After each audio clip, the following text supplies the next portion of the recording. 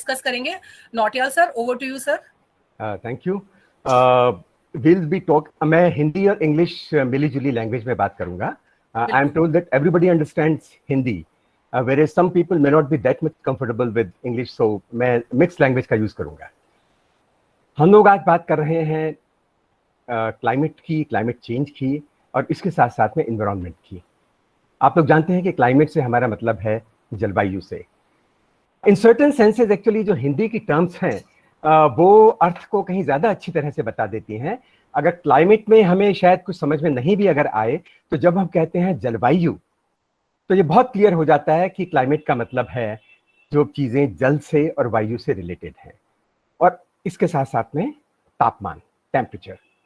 तो अगर हम जलवायु की बात करें तो आपके मन में एक सवाल और आएगा कि जलवायु क्या है और मौसम क्या है। हम कहते हैं कि सुबह के समय बड़ा ठंडा मौसम था और अब देखिए अब दिन में कितना गर्म हो गया। क्लाइमेट या जलवायु के बारे में आप कभी ऐसा नहीं सुनेंगे कि the climate was very warm in the morning and now it has become cool. This is because climate refers to the conditions of temperature, pressure, humidity, wind or atmospheric pressure, etc., over a long period. It's averaged over a period of approximately, let's say, 30 years.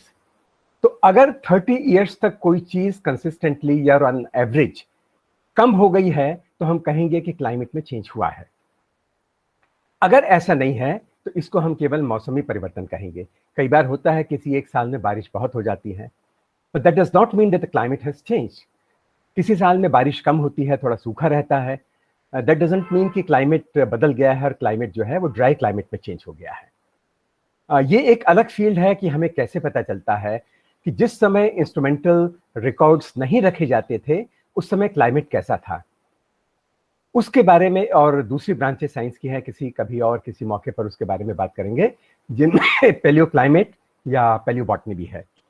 आज हम पहली बात जो हम समझना चाहते हैं वो ये है कि क्लाइमेट और मौसम ये दोनों अलग अलग चीजें हैं।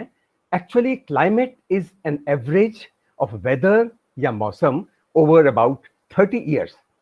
30 साल तक अगर ऑन एवरेज चेंज होता है मौसम में तो हम कहते हैं कि क्लाइमेट चेंज हो गया है, वरना वो केवल मौसमी चेंज है। मौसम सुबह शाम बदल सकता है, मौसम हफ्ता दर हफ्ता बदल सकता है, लेकिन क्लाइमेट हफ्ता दर हफ्ता या दिन ब दिन या सुबह शाम में नहीं बदलता। तो this is one thing, one basic difference between climate and weather which we should understand. तो आज के लेक्चर में जो हम बात करेंगे, मैं एक पीपीटी आपके साथ शेयर करूंगा, और इस पीपीटी में स्लाइड्स काफी हैं, इसलिए कुछ स्लाइड्स को मैं ज्यादा डिटेल्स में नहीं बताऊंगा। तो लेट अस स्टार्ट।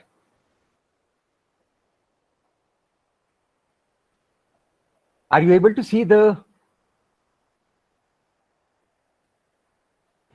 विकास सर को राइट्स दीजिए प्लीज, पीपीटी शेयर करने के लिए यदि है। आई थिंक वो ऑटोमेटिकली कर सकते हैं सर। पीपीटी तो अभी शो नहीं हो रही है। नहीं हो रहा क्योंकि मेरे में शेयर वाला ऑप्शन जो है वो अच्छा हो गया, ठीक है। Now it's fine. Now please just let me know if it's visible. या अब हो रहा है।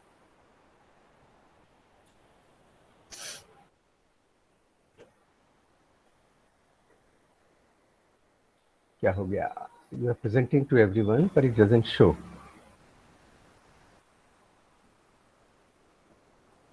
Are you able to see the PPT? Yes, sir. Yes, sir. Okay, and now it's full screen. Okay, so I'll go to the first slide and then we'll start. That is called starting from the beginning. तो हम लोग जो बात कर रहे हैं, हम बात कर रहे हैं क्लाइमेट की, और उसके साथ साथ में एक जुड़ी हुई चीज है हमारा पर्यावरण, हमारा environment. Einstein had said that everything other than us is a part of environment. यानी हम यहाँ पर अगर हैं तो हमारे अलावा जो कुछ यहाँ पर है वो पर्यावरण है या एनवायरनमेंट। आई थिंक ये बहुत व्यापक परिभाषा है, बहुत वाइड डेफिनेशन है, और हर चीज जो हमारे चारों तरफ है, इसका अर्थ ही आप जानते हैं। हिंदी का शब्द अगेन मैं कहूंगा कि पर्यावरण, परि प्लस आवरण। हमारे चारों तरफ जो आवरण है, जो ये लबादा हमारे चारों तरफ है, चाहे हवा हो, चाहे पानी हो, चाहे मिट्टी हो, चाहे पहाड़ हो, चाहे बिल्डिंग्स हो, they all form what is our environment. तो आज के इस लेक्चर में हम क्या बात करेंगे? आज के इस लेक्चर में हम समझने की कोशिश करेंगे कि इस पर्यावरण के बारे में और इस क्लाइमेट के बारे में लोगों की समझ को बढ़ाने में, लोगों को इसके बारे में इन्फॉर्म्ड रखने में जर्नलिस्ट एंड राइटर्स का क्या रोल हो सकता है। हम ये भी जानेंगे कि पर्यावरण के और क्लाइमेट के या क्लाइमेट चेंज के बेसिक एलिमेंट्स, जो प्रमुख तत्व हैं, मूल तत्व हैं, वो क्या हैं। हम ये भी समझेंगे कि जब हम पर्यावरण के संरक्षण की बात करते हैं तो what we mean is conserving it, which means we should not be disturbing it. But the unfortunate part is कि अगर हम प्रकृति के साथ एक अंश के साथ, एक अंग के साथ छेड़छाड़ करते हैं, it reflects on some other part. For example, if you use a machine for agriculture, तो उस मशीन से जो धुआं निकलता है वो हमारे वातावरण को प्रदूषित करता है। अगर हम पराली को जला देते हैं तो वो पूरा धुआं वातावरण में जाता है और वो हमारे वातावरण में धुएं से भर देता है, जिससे हमारे जो चारों तरफ की हवा है, जो हमारा पर्यावरण है, वो दुष्प्रभावित होता है। तो हम आज के लेक्चर में ये भी थोड़ा समझने की कोशिश करेंगे हाउ दीज चेंजेस अकर, ये परिवर्तन होते कैसे हैं, किस तरह से ये हमारे क्लाइमेट को या हमारे एनवायरनमेंट को, हमारे एटमॉस्फेयर को, हमारे हाइड्रोस्फीयर को यानी हमारे जलमंडल को और हमारे चारों आसपास की जो मिट्टी है और प्रकृति है उसको कैसे प्रभावित करते हैं। एक बहुत क्लोजली रिलेटेड कॉन्सेप्ट है क्लीन या ग्रीन एनर्जी का। तो हम क्लीन और ग्रीन एनर्जी के बारे में भी आज बात करेंगे कि उससे हमारा मतलब क्या है, और ये भी हम आपको समझाना चाहेंगे इसमें कि मार्केटिंग फोर्सेस बहुत स्ट्रांग होती हैं, कई बार ये हमें धोखे में रखने की कोशिश करेंगी। So as journalist, this is a job of a journalist to bring the truth to the people, to explain to them कि एक्चुअली इन सब चीजों का मतलब क्या है।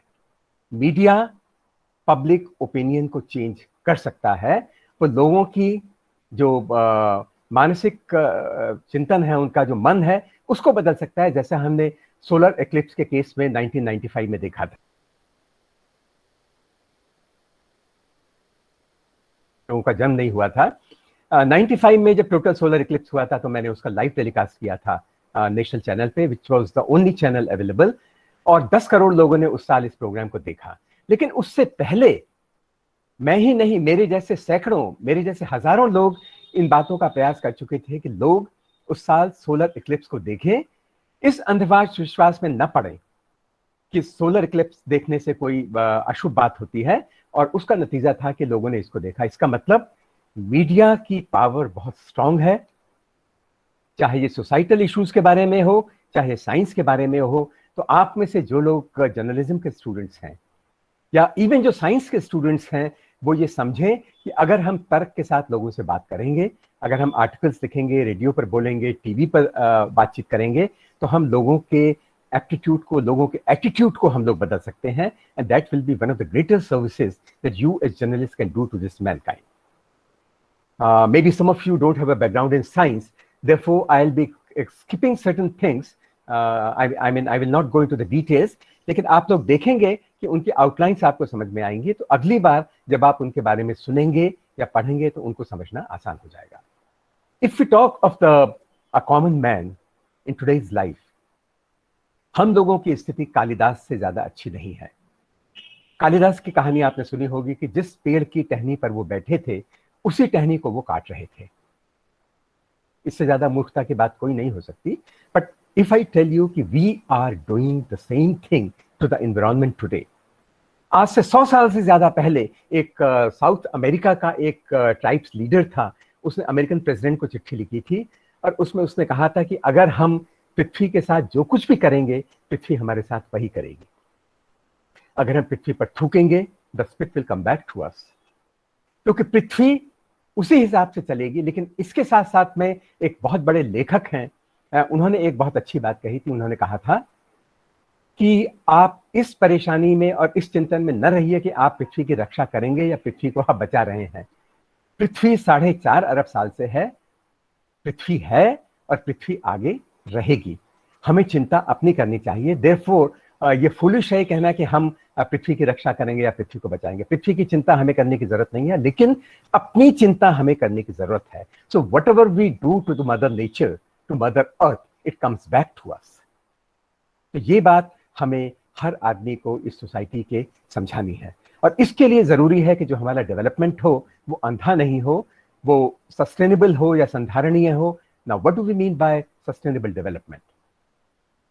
हमारी आज की और भविष्य की जो जरूरतें हैं वो इस प्रकृति को, इस पर्यावरण को कम से कम नुकसान पहुंचाने के साथ साथ में पूरी हो जाएं। इसका मतलब अगर हमें अपनी जरूरतों के लिए एक पेड़ काटना है तो हम 10 पेड़ लगाएं, क्योंकि हम जानते हैं कि पेड़ों का न केवल हमारी संस्कृति में बल्कि हमारी इकोनॉमी में भी बहुत महत्व है, हमारे जीवन में महत्व है, क्योंकि पेड़ पौधे, काई, सिवार, ये सारी चीजें फोटोसिंथेसिस की प्रक्रिया में वातावरण में उपस्थित कार्बन डाइऑक्साइड को कन्वर्ट कर देती हैं ऑक्सीजन में, और उस तरह से हमें सांस लेने के लिए ऑक्सीजन मिलती है। आज से 2.25 अरब साल पहले, that is almost 2.25 billion years ago, there was hardly any oxygen in the earth atmosphere.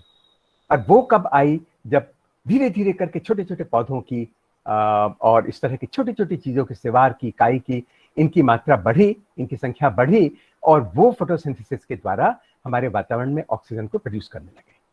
तो हमारे जो जीवन की बेसिक जरूरतें हैं, अनिवार्यताएं हैं, उनको पूरा करने के लिए हम पेड़ों की सहायता लें।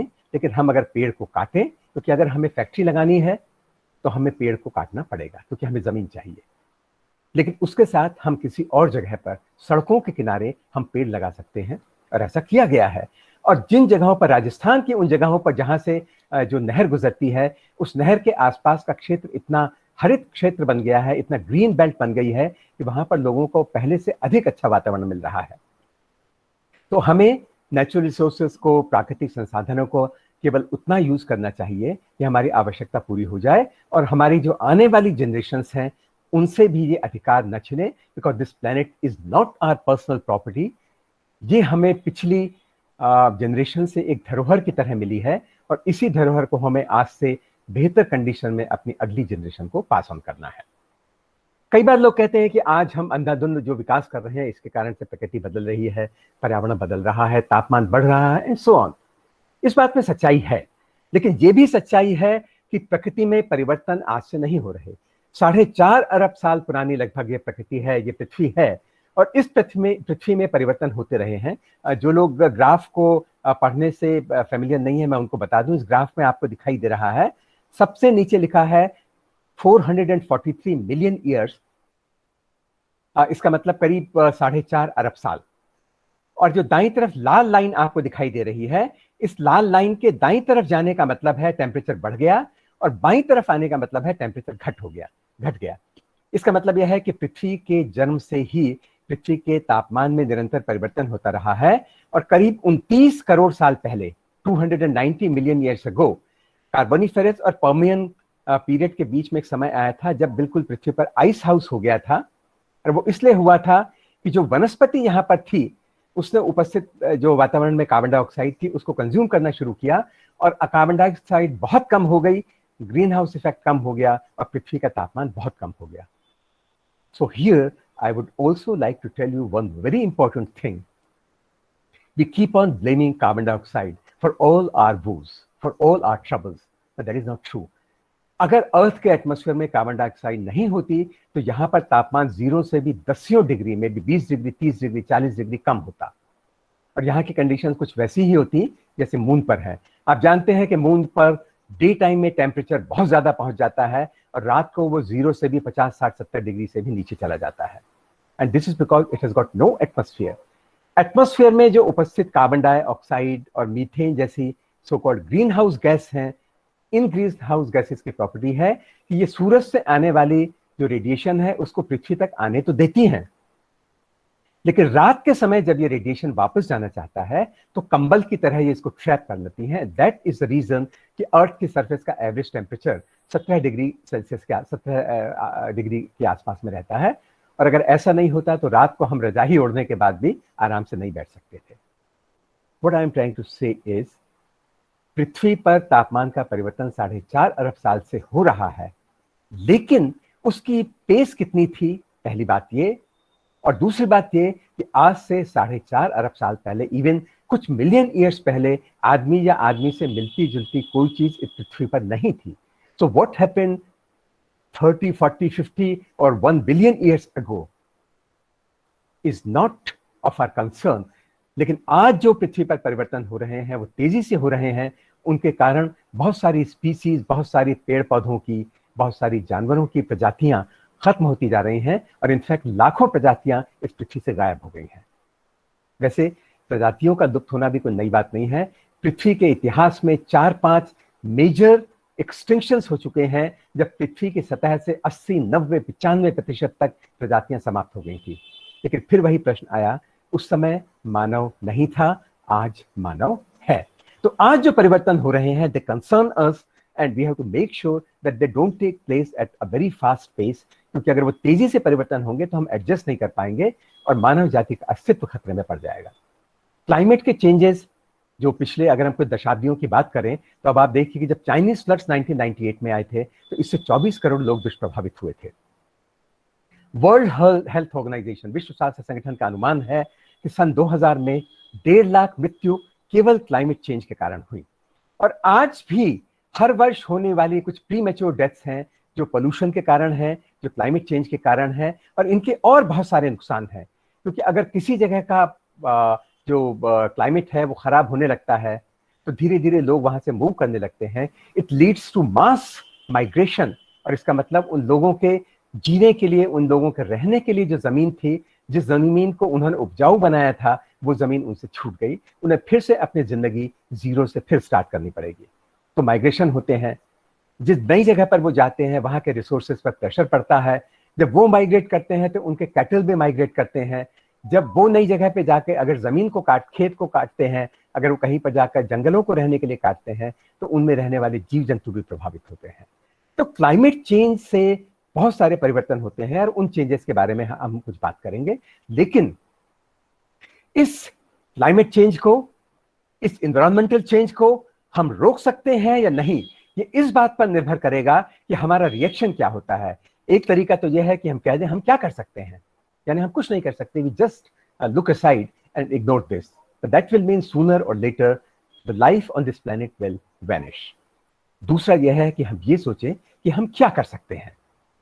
हम देख रहे हैं कि पोल्यूशन बढ़ रहा है, चाहे वो पानी का हो, चाहे वो हवा का हो, चाहे वो मिट्टी का हो, और इससे स्वास्थ्य भी दुष्प्रभावित हो रहा है, हेल्थ भी दुष्प्रभावित हो रही है, क्वालिटी ऑफ लाइफ भी दुष्प्रभावित हो रही है।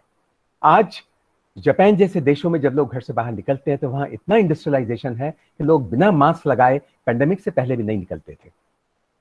और इनमें सबसे ज्यादा नुकसान उनको होता है, जो सबसे ज्यादा वल्नरेबल हैं वो हैं बच्चे। और अगर बच्चों का स्वास्थ्य खराब होगा तो हमारी नेक्स्ट जनरेशन अच्छी नहीं, हेल्दी नहीं हो सकती। पोल्यूशन कई तरह के होते हैं और कई कारणों से होते हैं। इनमें से कुछ पोल्यूशन है जिनके बारे में आप जानते हैं कि हवा में प्रदूषण बढ़ रहा है, हवा में हाइड्रोकार्बन बढ़ रहे हैं, कार्बन डाइऑक्साइड बढ़ रही है, मीथेन बढ़ रही है, या इस तरह सल्फर डाइऑक्साइड बढ़ रही है, जो आमतौर पे कोयले, लकड़ी के जलाने से, तेल के जलाने से होता है। लेकिन मिट्टी भी गंदी हो रही है क्योंकि हम इंसेक्टिसाइड्स और पेस्टिसाइड्स का एक्सेसिव यूज कर रहे हैं जितने की जरूरत नहीं है। पानी प्रदूषित हो रहा है, जो हमारे इंडस्ट्रियल एफ्लुएंट्स, जो प्रदूषक पदार्थ हैं, उनको सीधे नदियों में लोग बहा रहे हैं या नालों में बहा रहे हैं, जो जाके बिना किसी ट्रीटमेंट के नदियों में मिल जाते हैं। नदियों में ऑक्सीजन की कमी हो रही है और उसमें जो रहने वाले जीव हैं, जो मछली हैं, वो मर रही हैं।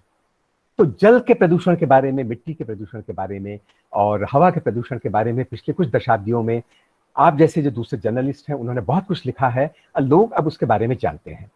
ओजोन लेयर के बारे में जो डैमेज हुआ था, जिसके बारे में 70s के शुरू में जिसके बारे में पता चला था, 90s के अंत तक उस पर भी नियंत्रण पा लेने का बहुत गंभीर प्रयास किया गया और 90s के अंत तक जाते जाते ओजोन लेयर का डैमेज मोर और लेस अरेस्ट कर लिया गया। लेकिन और बहुत सारे प्रदूषण हैं जिनके बारे में हम नहीं जानते। मैं उनके बारे में संक्षेप में आपको केवल लिस्टिंग करूंगा उनकी। उनमें से एक है नॉइज पोल्यूशन। हर दिवाली पर आप देखेंगे कि हमारे घरों में रहने वाले या आसपास रहने वाले जो बीमार हैं, जो ब्लड प्रेशर के मरीज हैं, जो कुत्ते हैं या जो दूसरे जानवर हैं, वो परेशान होते हैं। पर दिवाली साल में एक बार आती है। लेकिन इसके अलावा जो हमारे सड़कों पर वाहनों के कारण पोल्यूशन है, एयरपोर्ट्स के पास रहने वालों के लिए हवाई जहाज के उड़ने के कारण जो पोल्यूशन है, और इसी तरह से इंडस्ट्रियल एरियाज में रहने वाले लोगों के कानों में जो प्रदूषण जाता है, उससे धीरे धीरे लोगों की सुनने की क्षमता खत्म होती जा रही है, कम होती जा रही है। हमारे जो एस्ट्रोनॉमर्स हैं उनकी शिकायत है कि उनके जो टेलीस्कोप्स पहले शहर के बाहर हुआ करते थे, अब आबादी बढ़ने के कारण वो शहर के बीच में आ गए हैं। और वो जब आसमान में देखते हैं तो जमीन से निकलने वाली लाइट, जो आर्टिफिशियल लाइट है रात के समय, वो इंटरफेरेंस करती है, और जो तारे या जो प्लैनेटरी ऑब्जेक्ट्स थोड़ा डिम है उनकी वो ठीक से स्टडी नहीं कर पाते। वातावरण में कार्बन डाइऑक्साइड बढ़ रही है, जिसके कारण इंफ्रारेड का ऑब्जॉर्प्शन बढ़ रहा है। तो जो इंफ्रारेड ऑब्जर्वेटरी पहले भी किसी पहाड़ी के ऊपर लगाई गई थी, अगर वहां पर भी कार्बन डाइऑक्साइड का कंसंट्रेशन बढ़ेगा तो उनकी इंफ्रारेड एस्ट्रोनॉमर्स की जो स्टडी है वो संभव नहीं हो पाएगी। और आप जानते हैं कि हबल टेलीस्कोप जैसे टेलीस्कोप अंतरिक्ष में इसलिए भेजे गए हैं क्योंकि वहां पर कार्बन डाइऑक्साइड नहीं है, और वो अच्छे ऑब्जर्वेशंस जो हमारे स्टेलर ऑब्जेक्ट्स हैं, जो प्लैनेटरी ऑब्जेक्ट्स हैं, उनके ले सकते हैं। लेकिन एक और बहुत गंभीर समस्या है जिसको अभी लोग रियलाइज नहीं कर रहे हैं, वो ये है कि जिस रेट से हम लोग अंतरिक्ष में सैटेलाइट्स भेज रहे हैं, और इनमें से जो लो ऑर्बिट के सैटेलाइट्स हैं वो 400-500 किलोमीटर की ऊंचाई पर हैं, वहां पर खासतौर पे कम्युनिकेशन सैटेलाइट जैसे हैं, इनकी वजह से वहां पर सैटेलाइट्स का कंसंट्रेशन बढ़ रहा है।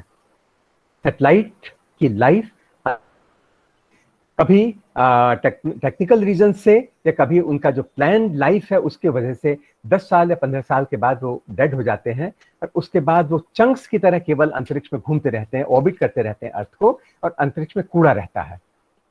इसका मतलब अगर कभी अंतरिक्ष से हमारा कोई अंतरिक्षयान वापिस आ रहा है, वो उससे टकरा सकता है। अगर हमारे कोई स्पेस स्टेशन वहां पर है, जैसा एक बार हुआ था कि रशियन स्पेस स्टेशन वहां पर था, और एक अंतरिक्ष से आने वाला टुकड़ा जो था, ये डर था कि वो उनके बिल्कुल पास से गुजरेगा तो कहीं उनके स्टेशन को हिट न कर दे। फॉर्चुनेटली ऐसा नहीं हुआ, लेकिन ये आशंकाएं समय के साथ अब बढ़ रही हैं। तो अभी प्रयास किया जा रहा है कि इस तरह के जो एक तरह से रोग सैटेलाइट्स आप कह सकते हैं, हमारी पृथ्वी के चारों तरफ 400-500 किलोमीटर की ऊंचाई पर घूम रहे हैं, उनको किसी तरह से नष्ट किया जा सके या उनको खींच कर पृथ्वी पर लाया जा सके। तो this is another kind of pollution which scientist are very seriously concerned about, क्योंकि हमारे अंतरिक्ष से में भेजे जाने वाले स्पेसशिप या सैटेलाइट या उनसे वहां से आने वाले भी इससे अफेक्ट हो सकते हैं। और एक और बहुत गंभीर समस्या जो पिछले कुछ सालों में उभरी है, वो है प्लास्टिक, और उसमें भी माइक्रो प्लास्टिक्स के कारण होने वाले पोल्यूशन की। उसका कारण क्या है? ई वेस्ट जो है वो भी बहुत ज्यादा बढ़ रहा है। हमारे देश में भी आप जानते हैं कंप्यूटर का युग है, और कंप्यूटर के 5 या 10 साल के बाद उपयोग के बाद हम उसे फेंक देते हैं। इसके अंदर जो सर्किट बोर्ड होता है उसमें कहीं कहीं पर, अब तो उतना नहीं यूज करते, पहले इसमें गोल्ड भी यूज किया जाता था अच्छे कॉन्टैक्ट के लिए। और जब उस प्लास्टिक को जो रैक पिकर्स हैं वो जलाते हैं तो बहुत सारा हाइड्रोकार्बन और दूसरा धुआं वातावरण में जाता है। जो विकसित देश है, the developed countries, they have been dumping their e-waste into underdeveloped or developing countries, क्योंकि वो शिप करके उसको सीधे यहाँ भेज देते हैं। और चूंकि हमारे पास सफिशिएंट कंप्यूटर अगर नहीं है तो हम उन कंप्यूटर्स को उस लालच में ले लेते हैं, और 5 साल के बाद उन कंप्यूटर्स को हमें फेंकना पड़ता है, जो हमारी मिट्टी को पल्यूट करते हैं, और उनको जलाने या गलाने से हमारे वातावरण में प्रदूषण होता है। एक और प्रदूषण जो वातावरण में बढ़ रहा है वो है रेडिएशन के प्रदूषण का। इसके बारे में कोई बहुत डेफिनेटिव स्टडीज अभी नहीं है। आईआईटी बॉम्बे में एक आप नेट पर देखेंगे तो एक रिपोर्ट इसके बारे में है, और उनका कहना है कि सैटेलाइट टावर्स जो हैं, या जो हमारे टीवी के टावर्स हैं, या कम्युनिकेशन के जो टावर्स हैं, इनसे जो रेडिएशन निकलता है ये भी हमारे लिए हो सकता है आगे चलकर गंभीर समस्या बन जाए। इतने सारे तरह के पोल्यूशन हैं हमारी पृथ्वी पर जो हमारी टेक्नोलॉजी के एडवांसमेंट के साथ बढ़ रहे हैं, लेकिन ये भी बात सही है कि इनसे सोल्यूशन भी साइंस और टेक्नोलॉजी ही हमें प्रोवाइड करेगा। तो इन चीजों के बारे में आपको समझना भी चाहिए और इनके बारे में लिखना चाहिए। अगर हम सड़कों पर चले जाएं तो जो व्हीकुलर पोल्यूशन है, वाहनों के कारण होने वाला प्रदूषण, वाहनों की लाइफ काफी ज्यादा होती है, और वैसे भी परंपरागत रूप से हम भारतीय लोग आसानी से किसी चीज को डिस्कार्ड नहीं करते, फेंकते नहीं हैं। ये जब तक हमारे मानवों के बारे में है, हमारे बड़े बुजुर्गों के बारे में है, ये तो बहुत अच्छी बात है। लेकिन अगर 20 साल पुराना वाहन हम डिस्कार्ड नहीं करते तो उसकी वजह से जो पोल्यूशन होता है वो धीरे धीरे मात्रा में बढ़ रहा है, क्योंकि वाहनों का इस्तेमाल ज्यादा होता है, वाहनों की संख्या ज्यादा है। और ये इस बात के भी बावजूद कि धीरे धीरे हमारे जो वाहन हैं उनका जो पोल्यूशन करने का लेवल है वो कम होता जा रहा है, लेकिन इसके बाद भी धीरे धीरे इतना बढ़ रहा है कि लोगों के सामने बड़ी गंभीर समस्या है। बहुत सारी इस तरह की स्टडीज की गई हैं। आप अगर किसी भी आईआईटी की वेबसाइट पे जाएंगे, पोल्यूशन कंट्रोल बोर्ड की वेबसाइट पे जाएंगे, तो आपको इनके बारे में पता चलेगा। और इनमें से जो सबसे ज्यादा पोल्यूशन होता है वो होता है करीब 2/3 पोल्यूशन जो होता है वो कमर्शियल व्हीकल्स के कारण होता है। उसका कारण यह है कि कमर्शियल व्हीकल्स इतनी लंबी यात्रा पर चलते हैं कि उनका उतना अच्छा मेंटेनेंस नहीं होता, कुछ कंजूसी के कारण और कुछ उनकी विवशता के कारण। और जो पुराने हैवी ड्यूटी व्हीकल्स हैं उनके होने वाला पोल्यूशन जो है वो जो हमारा जो भारत का स्टैंडर्ड नया वाला है 6 है, उसके मुकाबले होने वाले प्रदूषण के 36 टाइम्स है, 30 to 40 टाइम्स है। तो इतना ज्यादा प्रदूषण उनके कारण हो रहा है। और नॉइज पोल्यूशन भी कम खतरनाक नहीं है।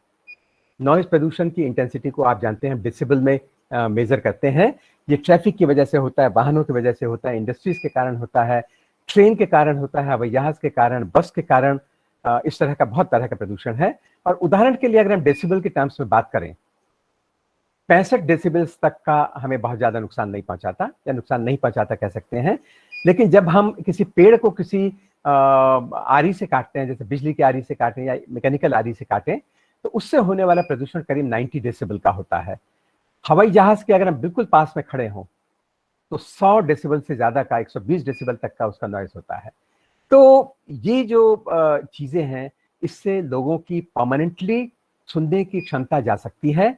जो लोग फैक्ट्रीज में काम करते हैं और जहां पर नॉर्म्स को फॉलो नहीं किया जाता, वहां के लोगों की धीरे धीरे सुनने की क्षमता समाप्त हो जाती है। और आप जानते हैं कि कई बार जो फोर्सेस के लोग होते हैं वो अगर फील्ड में जब रहते हैं, कभी बॉम्ब एक्सप्लोशन होता है, तो भी उनकी सुनने की क्षमता परमानेंटली और पार्शली जा सकती है। और 140 अगर डेसिबल का नॉइज है तो आप समझिए कि इससे पेन तो कानों में होगा ही होगा, इससे स्थायी और या अस्थायी पागलपन भी हो सकता है। और ये उतना शोर है जो अगर जेट प्लेन से केवल 15 मीटर की दूरी पर खड़े हों तो हो जाता है। तो आपने देखा होगा कि जब प्लेन चलने लगता है उसके बाद जो लोग होते हैं उसके आसपास में वो बिल्कुल दूर चले जाते हैं। एक और समस्या इसके बारे में मेरे पे स्लाइड्स तो है पर मैं ज्यादा बात नहीं करूंगा, वो है ओजोन के बारे में। जो ओजोन लेयर है ये हमारी पृथ्वी की सतह से लगभग 15 से 35-40 किलोमीटर की ऊंचाई के बीच में है। जब हम ओजोन लेयर की बात करते हैं या ओजोन लेयर में होल या छिद्र की बात करते हैं तो हमें लगता है कि ओजोन लेयर होगी और उसके बीच में पाइप जैसा कोई छिद्र होगा। ये बात नहीं है। जब हम ओजोन लेयर में होल की बात कर रहे हैं तो हमारा मतलब केवल ये है कि सर्टेन वर्टिकल कॉलम वहां पे ऐसा हो सकता है जिसमें ओजोन की डेंसिटी कम हो गई है। इसको ऑब्जर्व किया गया था आज से करीब 50 साल पहले। एक जो फार्मन नाम के ब्रिटिश जियोलॉजिस्ट थे, वो अंटार्कटिका के सर्वे के लिए गए थे और उन्होंने देखा कि जो हमारे ध्रुव हैं, जो पोल्स हैं, उनके ऊपर जो ओजोन लेयर है उसमें ओजोन का कंसंट्रेशन कम हो गया है। और दोबारा में पता चला कि ये थोड़ा सा सीजनल वेरिएशन भी था और उसका कारण था विंड का आना। जो कॉन्टिनेंट्स की तरफ से हवा वहां पे जाती थी उसके साथ क्लोरीन के एटम्स वहां पहुंच जाते थे और वो रिएक्ट करके क्लोरीन को धीरे धीरे ओजोन को धीरे धीरे खत्म कर देते थे। लेकिन सीजन जब खत्म हो जाता था, हवा आनी बंद हो जाती थी, तो अपने आप ही ये होल रिपेयर हो जाता था। ऑस्ट्रेलिया के ऊपर भी इसी तरह का ओजोन होल देखा गया था जो उतना गंभीर नहीं था, अस्थायी ही निकला। लेकिन फिर भी ओवरऑल अगर आप देखेंगे तो हमारे पृथ्वी के ऊपर जो ओजोन की लेयर है वो उसका थिनिंग हो रहा है। उसमें आप ये समझ लीजिए कि ओजोन के 1 क्यूबिक सेंटीमीटर्स में जितने मॉलिक्यूल हुआ करते थे उससे कम हो गए हैं। जो व्यक्ति इसके बारे में नहीं जानते वो कहेंगे हम ओजोन के बारे में क्यों परेशान है जो पृथ्वी की सतह से 15, 20, 30, 35, 40 किलोमीटर की ऊंचाई पर है। हम इसलिए परेशान हैं क्योंकि ओजोन लेयर की एक खूबी है कि वो सूरज से आने वाला जो अल्ट्रावायलेट रेडिएशन है, उनमें से खासतौर पर यूवीबी है, उसको रोकते हैं, फिल्टर करते हैं और वो पृथ्वी तक नहीं पहुंच पाता। अगर वो रेडिएशन पृथ्वी तक पहुंचेगा तो हमारा रेटिना है वो डैमेज हो सकता है, हमारी जो स्किन है उसको कैंसर हो सकता है। उसकी वजह से जो समुद्र की सतह पर या समुद्र के अंदर रहने वाले छोटे छोटे जीव हैं, प्लैंकटॉन्स, उनकी संख्या कम हो सकती है। अब आपके मन में सवाल आएगा कि हम प्लैंकटॉन्स के बारे में परेशान क्यों हैं? प्लैंकटॉन्स समुद्र में जो फूड चेन है, जो आहार श्रृंखला है, उसके बहुत सेंसिटिव और सिग्निफिकेंट पार्ट है, क्योंकि ये प्लैंक्टन्स बहुत छोटे होते हैं, मिलीमीटर से भी बहुत छोटे होते हैं, लेकिन इनको खाकर छोटी मछलियां या इस तरह की जो श्रिम्प वगैरह हैं वो जीवित रहती हैं। अगर श्रिम्प खत्म हो जाएंगी, उन्हें खाना नहीं मिलेगा, तो उनको खाकर रहने वाली मछलियां खत्म हो जाएंगी। अगर वो मछलियां खत्म हो जाएंगी तो उनसे बड़ी जो मैमल्स हैं या मछलियां हैं, चाहे व्हेल हो, चाहे मछलियां हो, चाहे शार्क हो, चाहे कोई हो, वो धीरे धीरे खत्म हो जाएंगी। तो this small point on the web of food in the ocean, if this reduces, the life in the ocean will lose its diversity, और बहुत सारे जीव जंतु जो समुद्र में रहने वाले हैं वो खत्म हो जाएंगे। लेकिन अच्छी बात यह है कि 70s के शुरू में जो वार्निंग इशू की गई थी, उसके बाद 87 में जो मॉन्ट्रियल प्रोटोकॉल हुआ, उसके बाद पूरी दुनिया में पर्यावरण के बारे में, खासतौर पर ओजोन के बारे में बहुत सारे सम्मेलन हुए, और इन सम्मेलनों में ये भी तय किया गया कि अब पृथ्वी पर उन क्लोरोफ्लोरोकार्बन का और या फ्लोरोकार्बन्स का, हाइड्रोक्लोरोफ्लोरोकार्बन्स का उपयोग बंद कर दिया जाएगा, जिनका हम रेफ्रिजरेशन में उपयोग किया करते थे। आप जानते हैं पहले फ्रियॉन का उपयोग होता था रेफ्रिजरेटर्स में या कूलिंग यूनिट्स में। और बहुत अच्छी बात है कि हमारे देश ने हमारा देश उन देशों में से था जिसने सबसे पहले इसको बैन किया, और हमारे देश में नया production in chlorine containing hydrocarbons का बंद कर दिया गया। और इसका, इन सब चीज़ों का जो दूसरे देशों ने फॉलो किया, नतीजा था जो आप इसमें देख रहे हैं कि जहां शुरू में आप देखिए कि ये धीरे धीरे करके ये बढ़ रहा था, ओजोन का लॉस जो है वो हो रहा था ज्यादा। क्यों? क्योंकि क्लोरोफ्लोरोकार्बन एटमॉस्फेयर में इस तरह से बढ़ रहे थे। 1977 से आप देखिए बढ़ते गए, और 1995 तक पहुंचते ये पहले से भी 2.25 गुने से ज्यादा हो गए। लेकिन 90s के अंत तक पहुंचते आप यहां पर देखिए कि इसका कम होना शुरू हो गया, और अब ये बढ़ने बिल्कुल बंद हो गए हैं। लेकिन दुर्भाग्य की बात बस केवल ये है कि अभी भी कुछ डिकेड्स तक जो कुछ पहले हमने कर्म किए हैं, उनका परिणाम हमें थोड़ा टाइम भुगतना पड़ेगा। But for now the increase in chlorofluorocarbon in the atmosphere has reduced, and therefore जो ओजोन लेयर का डैमेज था वो अब उस तरह से नहीं हो रहा जितना पहले हो रहा था। थोड़ा सा मैं इसको बता दूं, तो मैं ज्यादा कॉम्प्लिकेशंस में नहीं जाऊंगा। मैं शॉर्ट में आपको बताऊंगा कि एक चैपमैन नाम के एक साइंटिस्ट थे। चैपमैन ने अब से करीब जो है 90 साल पहले एक थ्योरी दी, और चैपमैन ने बताया कि वातावरण में ओजोन इसलिए बनती है क्योंकि जो ऑक्सीजन का मॉलिक्यूल है यानी O2, वो सूरज से आने वाले अल्ट्रावायलेट यानी पराबैंगनी किरणों के कारण ऑक्सीजन में और ऑक्सीजन के एटम में टूट जाता है। तो 3 ऑक्सीजन के मॉलिक्यूल जो हैं, वो 3 ऑक्सीजन के मॉलिक्यूल वो टूटकर 2 ओजोन के मॉलिक्यूल बना देते हैं। और मजेदार बात यह है कि ये जो ओजोन इस तरह से बनती है, इसका नष्ट होना भी अल्ट्रावायलेट किरणों के कारण ही सूरज से आने वाली इन किरणों के कारण होता है। और जब ये कम हो जाती है, क्योंकि अब इनका रिएक्शन कम होगा, तो ये पृथ्वी पर पहुंचने लगती हैं। और जैसे मैंने आपको बताया कि पृथ्वी पर जो लोगों की आंखों में रेटिना है वो डैमेज हो सकता है, प्लैंक्टन्स खत्म हो सकते हैं, और लोगों को स्किन का कैंसर तक हो सकता है। तो इसलिए इस ओजोन का ऑक्सीजन में बदलना हमारे लिए बहुत खतरनाक चीज है, और इसको अरेस्ट करने के लिए ही क्लोरोफ्लोरोकार्बन का उपयोग बंद किया गया है।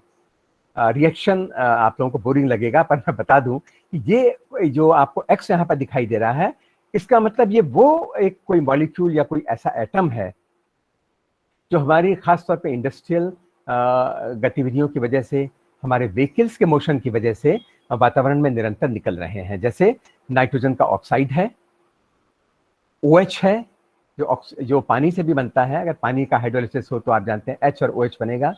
क्लोरीन का एटम हो सकता है, ब्रोमीन का एटम हो सकता है, और हम बहुत सारे ऐसे ऑर्गेनिक केमिकल्स इंडस्ट्री में उपयोग में लाते हैं जिनकी वजह से ब्रोमीन वातावरण में जा रही है, क्लोरीन वातावरण में जा रही है, और हमारे वाहनों की वजह से NO वातावरण में जा रही है, NO2 भी वातावरण में जा रही है।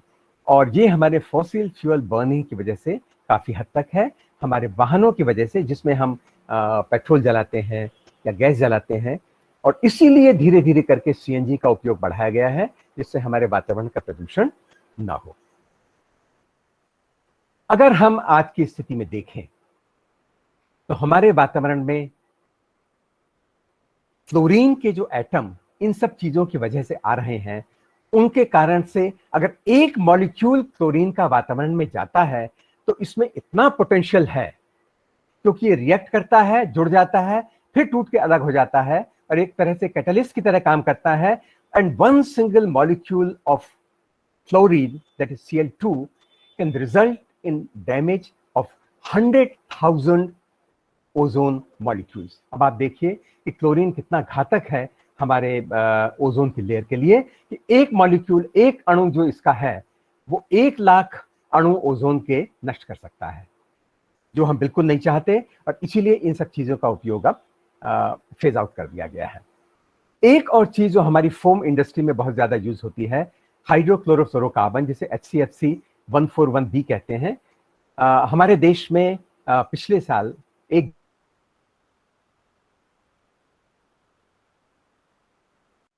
इंपोर्ट करते थे, लेकिन क्योंकि अंत में इसको जलाया जाता था, ये नष्ट होता था या खराब होता था, तो इसके कारण वातावरण का प्रदूषण हो रहा है। तो 1 जनवरी 2020 के बाद इसका उपयोग हमारे देश में बंद कर दिया गया, उत्पादन तो होता ही नहीं था। Now you look at one very important thing, कि हमारा देश पर्यावरण के प्रति, वातावरण के प्रति बहुत संवेदनशील रहा है।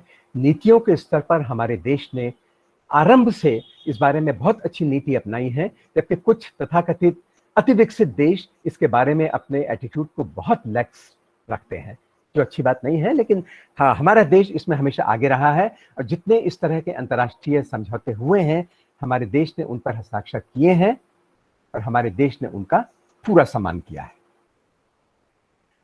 हम अगर वातावरण में कार्बन डाइऑक्साइड और मीथेन या इस तरह की पोल्यूशन की बात करें, तो अब आप देखिए इसका एक बहुत बड़ा कारण है एनर्जी का बढ़ता उपयोग। पहले कहा जाता था कि जिस समाज में पर कैपिटा, प्रति व्यक्ति जितनी ज्यादा एनर्जी उपलब्ध होगी, वो समाज उतना ही विकसित है। और इसका सीधा साधा कारण ये था कि अगर हम एक advance level of living follow करना चाहते हैं, हम चाहते हैं कि हम एक विकसित नागरिक की तरह अपना जीवन बिताएं, तो हम क्या करेंगे? हमारे घर में मिक्सी होगी, हमारे घर में वॉशिंग मशीन होगी, हमारे घर में एयर कंडीशनर होगा, हमारे घर में गीजर्स होंगे, यानी हम बहुत ज्यादा बिजली का कंजम्पशन करेंगे, बिजली का उपयोग करेंगे। लेकिन एक बात जो हमारी समझ में नहीं आई थी, वो ये थी कि हम जितनी बिजली जलाएंगे हमारे थर्मल पावर रिएक्टर्स में, उतना ज्यादा कोल या कोयला जलाया जाएगा। कोयला कार्बन से बनता है। कोयले को जलाने का मतलब है कार्बन को ऑक्सीजन के साथ जलाना, और उसका सीधा साधा मतलब है कि उससे कार्बन डाइऑक्साइड, कार्बन मोनोऑक्साइड और जो थोड़ा बहुत सल्फर उसमें है, उसके कारण से सल्फर के ऑक्साइड्स उसमें से निकलेंगे। और हम जानते हैं कि कार्बन डाइऑक्साइड एक ग्रीन हाउस गैस है। इसका मतलब इसकी वजह से वातावरण की गर्मी बढ़ेगी। लेकिन मैं आपको अभी केवल इतनी बात और कह दूंगा, क्लाइमेट चेंज का मतलब केवल वैश्विक तापन या ग्लोबल वार्मिंग नहीं है, जैसा बहुत सारे लोग समझते हैं। अब आप सोचिए कि आप कहेंगे कि अगर कोल की वजह से ये प्रदूषण हो रहा है, तो हम कोल के उपयोग को बंद कर देंगे। लेकिन if you look at the present world scenario of energy generation, आप देखिए कि आज भी कोयले को जलाकर इस दुनिया में 27% कोयला जो है, जो एनर्जी हमारी बनती है, उसमें से करीब 1/3 एनर्जी, 27% एनर्जी जो है वो कोल जलाकर हम लोग बनाते हैं। इसके अलावा एक बहुत बड़ा अंश है जो हम गैस को जलाकर, बहुत सारे देशों में, अमेरिका वगैरह में गैस बेस्ड रिएक्टर्स हैं, और बहुत सारे देशों में नेचुरल गैस का उपयोग होता है। हमारे देश में भी अब होने लगा है।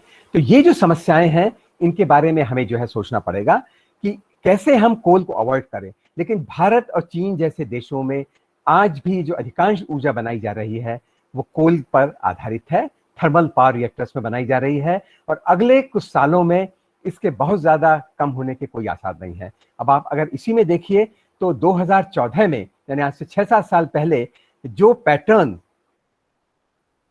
इन चीजों के उपयोग का था एनर्जी जनरेशन के लिए, चाहे वो ये हरे रंग में जो 1914 में ऑयल था, लाल रंग में गैस था, ग्रे कलर में कोल था, आज भी वो ज्यादा चेंज नहीं हुआ है, और करीब करीब उसी तरह की स्थिति आज भी है। और चाइना, लोगों का डर है कि शायद कोल का कंजम्पशन और बढ़ाएगा, क्योंकि उसको कोल अपने पास देश में उपलब्ध है, जबकि ऑयल उसको बाहर से इंपोर्ट करना पड़ता है। तो वो इसके कंजम्पशन को कम नहीं करने वाला।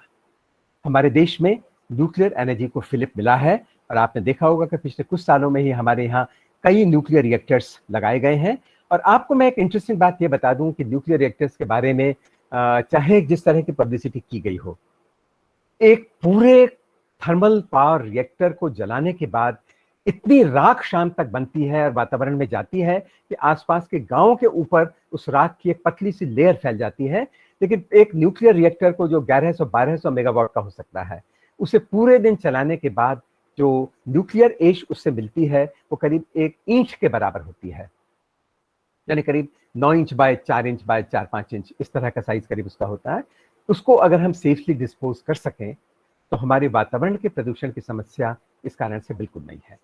तो मैं जो आपको बताना चाह रहा हूं कि जो हमारे नए तरीके ऊर्जा के उत्पादन के हैं, चाहे वो न्यूक्लियर हो, चाहे सोलर हो, चाहे वो हाइड्रो हो, चाहे वो विंड एनर्जी हो, या चाहे हम पानी की तरंगों से वेव एनर्जी का उपयोग करके बिजली बनाएं, जो प्रयोग सफलतापूर्वक किए गए हैं, तो हम वातावरण को कम प्रदूषित कर रहे होंगे।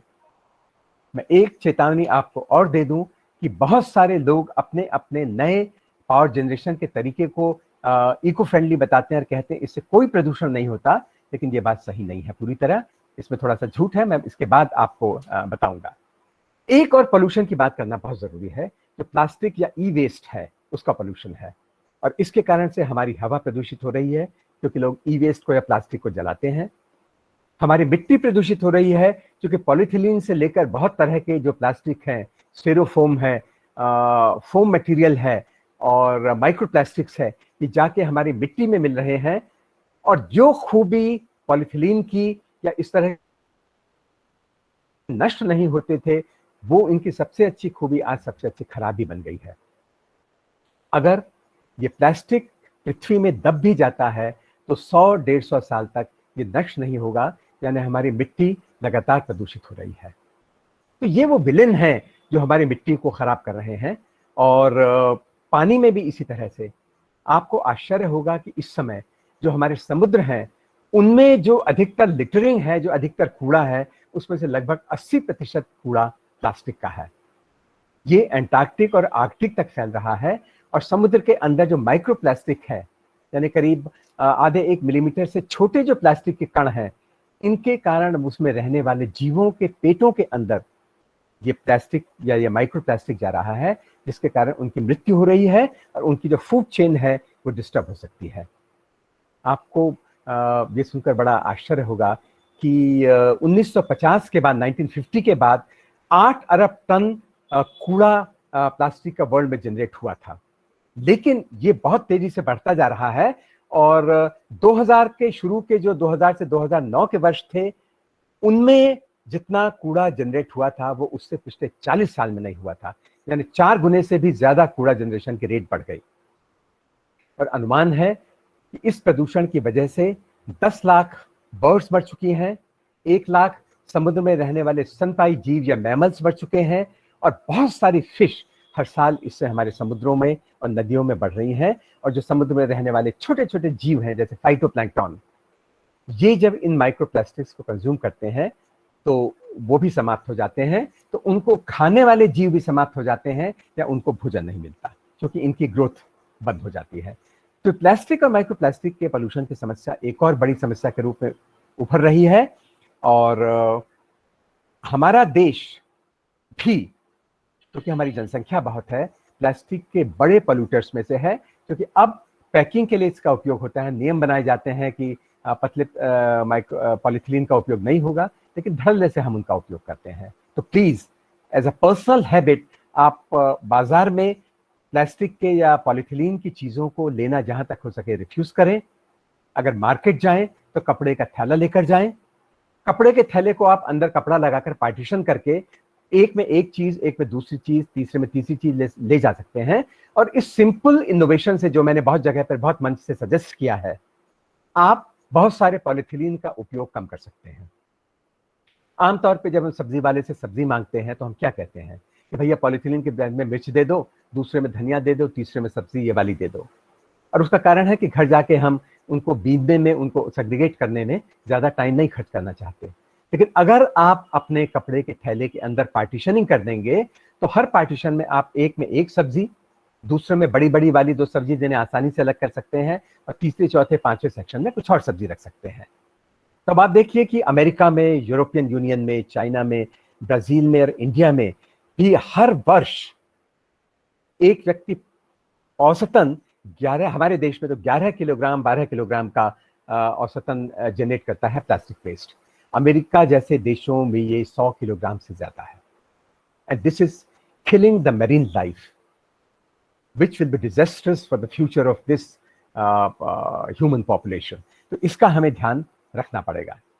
प्लास्टिक को रिसाइकिल किया जाता है, प्लास्टिक को हमारे देश में भी रिसाइकिल किया जा रहा है, लेकिन अधिकांश केसेस में ये जो प्लास्टिक जो हम यूज करते हैं उसके एक छोटे से पार्ट का, कहीं 2% का, कहीं 7-8% का, कहीं 1/4, केवल इनको हम लोग रिसाइकिल कर पाते हैं। हाँ, जो पॉलीइथाइलिन ट्राइफेथैलेट है, यानी पीईटी जिसे हम कहते हैं, पेट जिसे कहते हैं, उसका बहुत अच्छा रिसाइकलिंग हो रहा है, लेकिन बाकी में जो रिसाइकलिंग बहुत कम है। इसका मतलब this finds it's way into reverse, into the ocean, into the land, और अधिकतर टाइम पे या तो इसको लैंडफिल की तरह यूज कर देते हैं जमीन को भरने के लिए, पर हम नहीं जानते इसके लॉन्ग टर्म इफेक्ट्स क्या होंगे। एंड डेफिनेटली इससे जो हमारी सॉइल है उसकी क्वालिटी बर्बाद हो रही है। ग्राउंड वाटर की अगर हम बात करें तो ग्राउंड वाटर की क्वालिटी और क्वांटिटी दोनों बिगड़ रहे हैं। जो बड़े शहर हैं, उन बड़े शहरों में आप देखिए कि जो वाटर का लेवल है, वो वाटर का लेवल धीरे धीरे कम होता जा रहा है।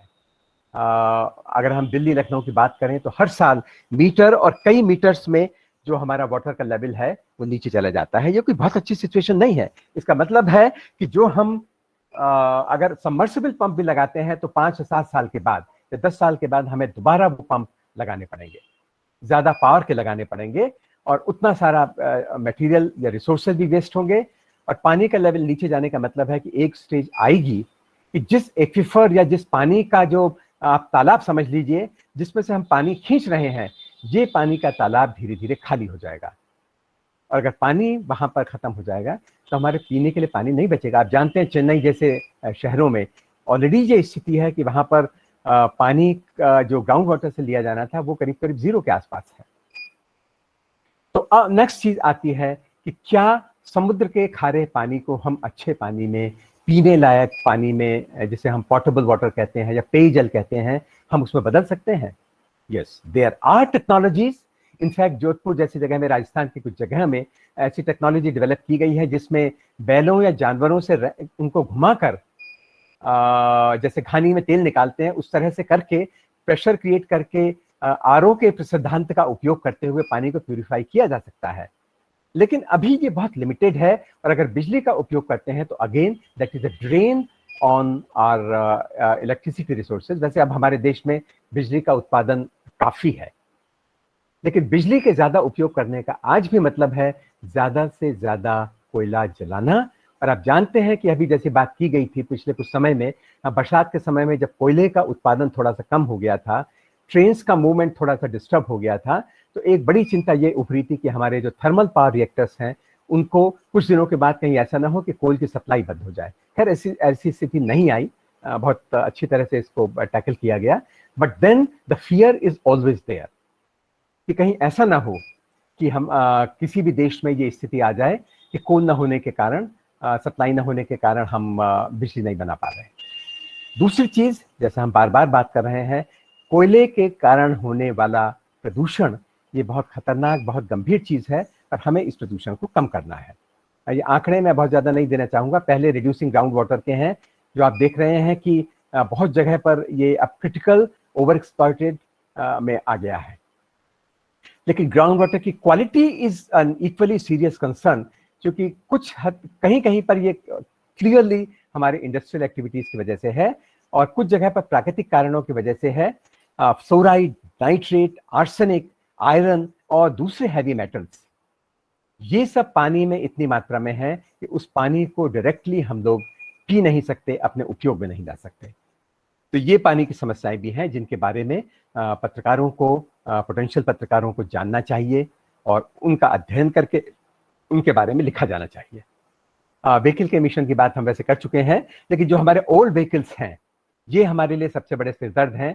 फिलहाल उनको शहरों में परमिशन नहीं दी रही चलाने की, लेकिन वो गांव में जाके चलते हैं। लेकिन ultimately the whole atmosphere of the globe is a single interconnected body. जो इमिशन एक किसी छोटे से गांव में होता है वो भी अंत में जाकर इस पूरे ग्लोब के वातावरण का अंश बन जाता है।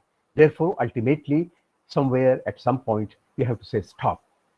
और इसीलिए जो पुराने व्हीकल्स हैं उनको राइट ऑफ किया जाना, उनको राइट ऑफ करने जाना, उनके रेगुलरली टेस्ट होना ताकि उनके इंजन ट्यून रहें, और जो नए व्हीकल्स बन रहे हैं वो ज्यादा से ज्यादा फ्यूल एफिशिएंट हो। जो नए व्हीकल बन रहे हैं उनमें हमारे जो पोल्यूटिंग हाइड्रोकार्बन्स हैं जैसे पेट्रोल है या डीजल खास तौर पे, क्योंकि वो बहुत ज्यादा पोल्यूशन करता है पेट्रोल के मुकाबले, और सस्ता होने के कारण अब अंतर उतना नहीं है, लेकिन सस्ता होने के कारण अधिकतर कमर्शियल व्हीकल्स में डीजल का उपयोग होता है, और कमर्शियल व्हीकल्स के कारण होने वाला जो पोल्यूशन है वो टोटल पोल्यूशन का 2/3 है। Therefore, it's very important that we switch over to the alternative sources of energy, जिनमें सीएनजी है। सीएनजी से पोल्यूशन बहुत कम होता है, और घरों में तो हम जो है अब दूसरी गैसेस का उपयोग कर रहे हैं, उनसे भी पोल्यूशन कम होता है। लेकिन पत्रकार इसमें क्या कर सकते हैं सोचने की बात है।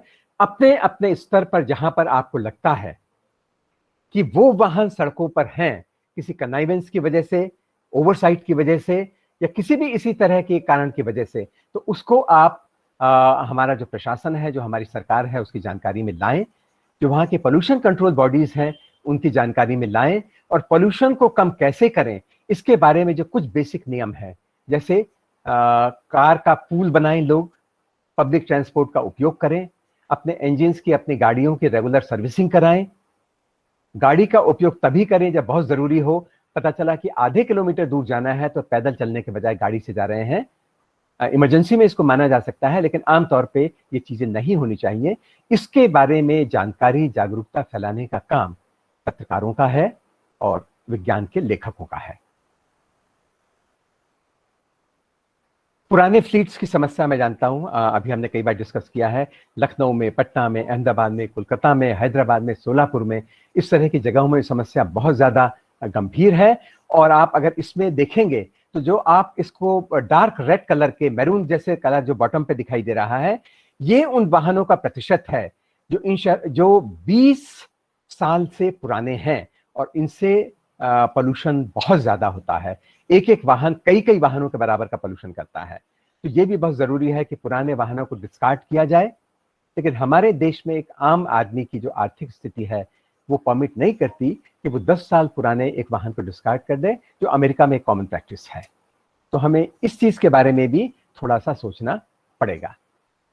ग्लोबल एनर्जी कंजम्पशन, अभी मैंने इसको पहले आपको दिखाया था 2019 का, तो जो 2014 में ये वाली स्थिति आप देख रहे हैं, 19 में जाकर भी इस स्थिति में प्रैक्टिकली कोई परिवर्तन नहीं हुआ है। इसका मतलब fossil fuels continue to be the bane. ये हमारी तकलीफ का बहुत बड़ा कारण है और हम इसको दूर करना चाहते हैं। लेकिन कैसे? हम विंड और सोलर पावर की कैपेसिटी का एडिशन करें। लेकिन अगर आप इसमें देखें तो 2014-15 में आप देखिए 1100 मेगावाट से ज्यादा के प्लांट लगाए गए थे सोलर, और उस समय विंड एनर्जी के जो प्लांट लगाए गए थे वो उससे करीब करीब दुगने थे। फिर धीरे धीरे ये करीब करीब बराबर हो गए, अगले साल करीब करीब बराबर हो गए, उसके बाद 16-17 में भी करीब करीब बराबर रहे, और उससे अगले साल में क्योंकि गवर्नमेंट ने इंसेंटिव्स दिए, स्टेट गवर्नमेंट ने 30,000 की सब्सिडी दी, सेंट्रल गवर्नमेंट ने 30% की सब्सिडी दी, और उसके कारण उस के बाद आप अचानक ये देखिए 5 गुने जो ऊर्जा थी वो सोलर प्लांट्स के द्वारा बनाई जाने लगी। बहुत अच्छा इंप्रूवमेंट हुआ। उसके बाद ये थोड़ा सा कम हुआ, और उसके बाद ये अंतर फिर धीरे धीरे कम होता गया। इसके कारण क्या थे? सोलर एनर्जी से, सोलर प्लांट से एनर्जी जनरेशन की जो ग्रोथ थी ये क्यों कम हो गई? इसके कई सारे कारण थे, और उनमें से कई कारण थे जो आप कहेंगे कि सामाजिक या एडमिनिस्ट्रेटिव थे। एक प्रैक्टिकल प्रॉब्लम थी कि जो सोलर प्लांट्स लगाए गए थे उनकी मेंटेनेंस वो ठीक से नहीं हुई। कुछ इसलिए कि लोगों ने केयर नहीं की, कुछ इसलिए कि लोग सोलर पैनल की ठीक से सफाई नहीं करते, और उस पर अगर धूल जम जाती है तो उस धूल जमने के कारण, जिसको वो रोज साफ नहीं करना चाहते या नहीं कर पाते, उसके कारण से उनकी एफिशिएंसी 20-30% तक कम हो जाती है। पहला कारण। तो उनका अगर 5 किलोवाट का प्लांट है तो उसको मिलने वाला उनको जो एनर्जी है या ऊर्जा है वो 3.5 किलोवाट के आसपास रह जाती है। दूसरी चीज, non payment of promise subsidy. जिन लोगों ने शुरू में सब्सिडी के आकर्षण के कारण भी अपने आप प्लांट लगाए, उनको या तो स्टेट गवर्नमेंट की सब्सिडी नहीं मिली, या उन तक स्टेट गवर्नमेंट की सेंट्रल गवर्नमेंट की सब्सिडी या तो पहुंची नहीं या लेट पहुंची। इसके कारण से भी जिन लोगों ने कई लाख रुपए इन्वेस्ट किए थे वो निरुत्साहित हुए होंगे। लो पेमेंट फॉर ग्रिड। ग्रिड्स के लिए जो एनर्जी हम जनरेट करते हैं और उसे ग्रिड में देते हैं, उसके लिए जो हमें कीमत मिलती है वो उस कीमत से काफी कम है जो हम एनर्जी के लिए ग्रिड वालों को देते हैं, चाहे वो प्राइवेट कंपनी हो या कोई और हो। ये भी एक कारण था कि लोगों में ये उतना लोकप्रिय नहीं हो पाया। दूसरी चीज, पहले जो कॉन्ट्रैक्टर्स थे, जो सप्लायर्स थे, उन्हीं को बड़े बड़े प्लांट्स के मेंटेनेंस का कॉन्ट्रैक्ट दिया जाता था, उनका इंटरेस्ट लिंक्ड होता था। तो जो रूफ टॉप सोलर प्लांट्स थे बड़े बड़े ऑफिसेज में या 300 स्क्वायर मीटर से बड़ी बिल्डिंग्स में, उनकी मेंटेनेंस की जिम्मेदारी सप्लायर की हुआ करती थी, तो वो किया करते थे। लेकिन बाद में इस व्यवस्था को खत्म किया गया। तो इस तरह में से कौन से कारण किस जगह पर ज्यादा महत्वपूर्ण थे, इसका पता लगाने के लिए पत्रकार सबसे सही है। आप अपने स्रोतों से, अपने साधनों से ये पता लगाइए कि क्यों किसी स्थान पर सोलर प्लांट्स के बढ़ने की गति आज भी अच्छी है, कुछ स्थानों पर ये कम हो गई है, कुछ स्थानों पर वैसी की वैसी है। तो कहां पर क्या स्थिति है और क्यों है, ये थोड़ा सा इन्वेस्टिगेटिव जर्नलिज्म आप कह सकते हैं। ये आप जर्नलिस्ट लोगों के करने की चीज है। और एक बहुत बड़ी बात हमको समझनी पड़ेगी, ऊर्जा में, पर्यावरण में और जलवायु में, इनमें एक बहुत बड़ा अंतर संबंध है। इस अंतर संबंध को समझना बहुत जरूरी है। जब भी हम एनर्जी को यूज करते हैं, मैंने आपसे शुरू में कहा था कि एनर्जी जितने ज्यादा यूज करते थे उतना वो समाज विकसित माना जाता था। ये आज से 20 वर्ष पहले की मान्यता थी। बहुत जल्दी वो समाज सबसे ज्यादा विकसित माना जाएगा जो सबसे कम एनर्जी का यूज करके काम चला लेगा, क्योंकि हमारे गैजेट्स एनर्जी एफिशिएंट होंगे, क्योंकि हमारी कारें 1 लीटर पेट्रोल में 50 किलोमीटर चलने लगेंगी, क्योंकि हमारी कारों में हाइड्रोजन का फ्यूल यूज होगा, जो हाइड्रोजन जलने पर केवल H2O यानी पानी बनाती है, हाइड्रोकार्बन नहीं निकालती या NO नहीं निकालती। हमारा समाज स्वस्थ जीवन परंपरा अपनाएगा, हमारा पब्लिक ट्रांसपोर्ट इतना एफिशिएंट होगा कि लोगों को प्राइवेट व्हीकल्स के यूज करने की जरूरत कम से कम रह जाएगी। तो एनर्जी का, एनवायरनमेंट का और साथ में क्लाइमेट का ये जो अंतर संबंध है, ये हमें समझना होगा। जब हम एनर्जी कंज्यूम करते हैं आज, तो इसका मतलब है हम उतना ज्यादा कोयला जलाएंगे, हम उतनी ज्यादा गैस जलाएंगे, उतना ज्यादा हम फॉसिल फ्यूल किसी न किसी फॉर्म में कंज्यूम करेंगे, क्योंकि आज भी दुनिया में 84-85% के लगभग ऊर्जा फॉसिल फ्यूल को जलाकर बनाई जाती है, चाहे वो तेल हो, चाहे वो गैस हो, चाहे वो कोयला हो। तो ये चीज दुनिया में बदलनी होगी।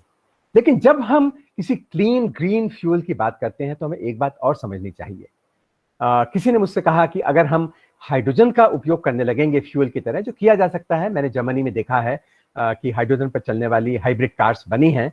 मैं बात कर रहा हूँ 10-15 साल पहले की। अब तो और इस तरह के पूरी तरह से कुछ कंपनीज, टेस्ला जैसी कंपनीज ने इस तरह की कार बना दी हैं जो बिजली से चलती हैं, और उन्होंने पूरी तरह से उत्पादन उन्हीं कारों का करने का निश्चय कर लिया है और कर रहे हैं जो बिजली से चलती हैं। हमारे देश में भी शायद 2030 तक मुझे लगता है दूसरी तरह के कारों का प्रोडक्शन जो है वो बंद हो सकता है। लेकिन इनमें जो कैच हैं, हम उनके बारे में भी बात करेंगे। तो हमें सोचना चाहिए कि अगर हम किसी फ्यूल का उपयोग कर रहे हैं, माना हम कोयले का उपयोग कर रहे हैं, तो कोयले को जब हम यूज करते हैं तो उससे बहुत ज्यादा पोल्यूशन होता है जो हमें दिखाई देता है। अगर हम हाइड्रोजन का उपयोग करेंगे तो उससे कोई पोल्यूशन नहीं दिखाई देगा, क्योंकि ऑक्सीजन के साथ रिएक्शन करने के बाद हाइड्रोजन फ्यूल H2O यानी पानी बनाएगा। लेकिन हमें यह सोचना पड़ेगा कि जब इस हाइड्रोजन को बनाया गया था तब कितना पोल्यूशन हुआ था। हमें देखना पड़ेगा, जिसे हम कह सकते हैं कि वेल टू व्हील्स, यानी जब कुएं में से हमने गैस निकाली थी, या पेट्रोलियम या डीजल को निकाला था, या हाइड्रोकार्बन को निकाला था, उसको निकालते समय हो सकता है थोड़ा ही पोल्यूशन हुआ हो, और आज जलाने में ज्यादा पोल्यूशन हो रहा है। लेकिन जब हम हाइड्रोजन को एज फ्यूल यूज करते हैं, तो उस हाइड्रोजन को बनाने में कितना कंजप्शन हुआ था। मैंने किसी से पूछा कि आप कैसे इंश्योर करेंगे कि आप उस फ्यूल का यूज करें जिससे कोई पोल्यूशन ना हो। उसने कहा हम हाइड्रोजन का उपयोग करेंगे, क्योंकि हाइड्रोजन को जलाने में, जैसे मैंने कई बार कहा, पानी बनेगा, कोई पोल्यूशन नहीं होगा। मैंने कहा आप हाइड्रोजन कहाँ से लाएंगे? वो बोले अरे हाइड्रोजन तो पानी में है, पृथ्वी की 2/3 सरफेस पे समुद्र है, हम समुद्र का हाइड्रोलिसिस करेंगे, यानी उसमें 2 इलेक्ट्रोड डालेंगे, उसमें बिजली बहाएंगे और उसका हाइड्रोलिसिस होगा, हमें हाइड्रोजन मिल जाएगी। हम हाई स्कूल में एक्सपेरिमेंट करते हैं। तो मैंने कहा कि आप हाइड्रोजन बनाएंगे और उसके लिए बिजली बहाएंगे, वो बिजली आप कैसे बनाएंगे? तो बिजली बनाने के लिए जवाब था कि हम थर्मल या कोल या गैस पर बेस्ड रिएक्टर में बनाएंगे। इसका मतलब घूम फिर कर हाइड्रोजन बनाने में हमने पोल्यूशन कर लिया, चाहे हाइड्रोजन को जलाने में नहीं किया। तो इस तरह की किसी भी चीज में कैच भी हो सकता है, वो भी हमें सोचना पड़ेगा। अब आप इसमें देखिए कि अगर आप देखिए, मुझे पता नहीं आपको कितना क्लियर दिखाई पड़ रहा है, लेकिन हाइड्रोजन को बनाने में ज्यादा पोल्यूशन होता है, हाइड्रोजन को जलाकर गाड़ी को चलाने में पोल्यूशन 0 के बराबर होता है। लेकिन अगर आप बनाने में पोल्यूशन और जलाने में पोल्यूशन को जोड़ देंगे, तो ये पेट्रोल के लिए भी उतना है और हाइड्रोजन के लिए भी उतना है। इसका मतलब अगर हम हाइड्रोजन को निकालने का कोई ऐसा तरीका निकालने जिसमें पोल्यूशन न हो, तो hydrogen will be a truly green and clean fuel. ये कैसे हो सकता है? हाइड्रोजन आपको कहां से मिल सकती है?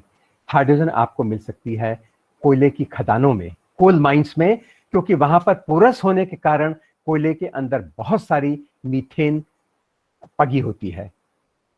There is lot of methane which is absorbed and also absorbed by coal in the coal mines.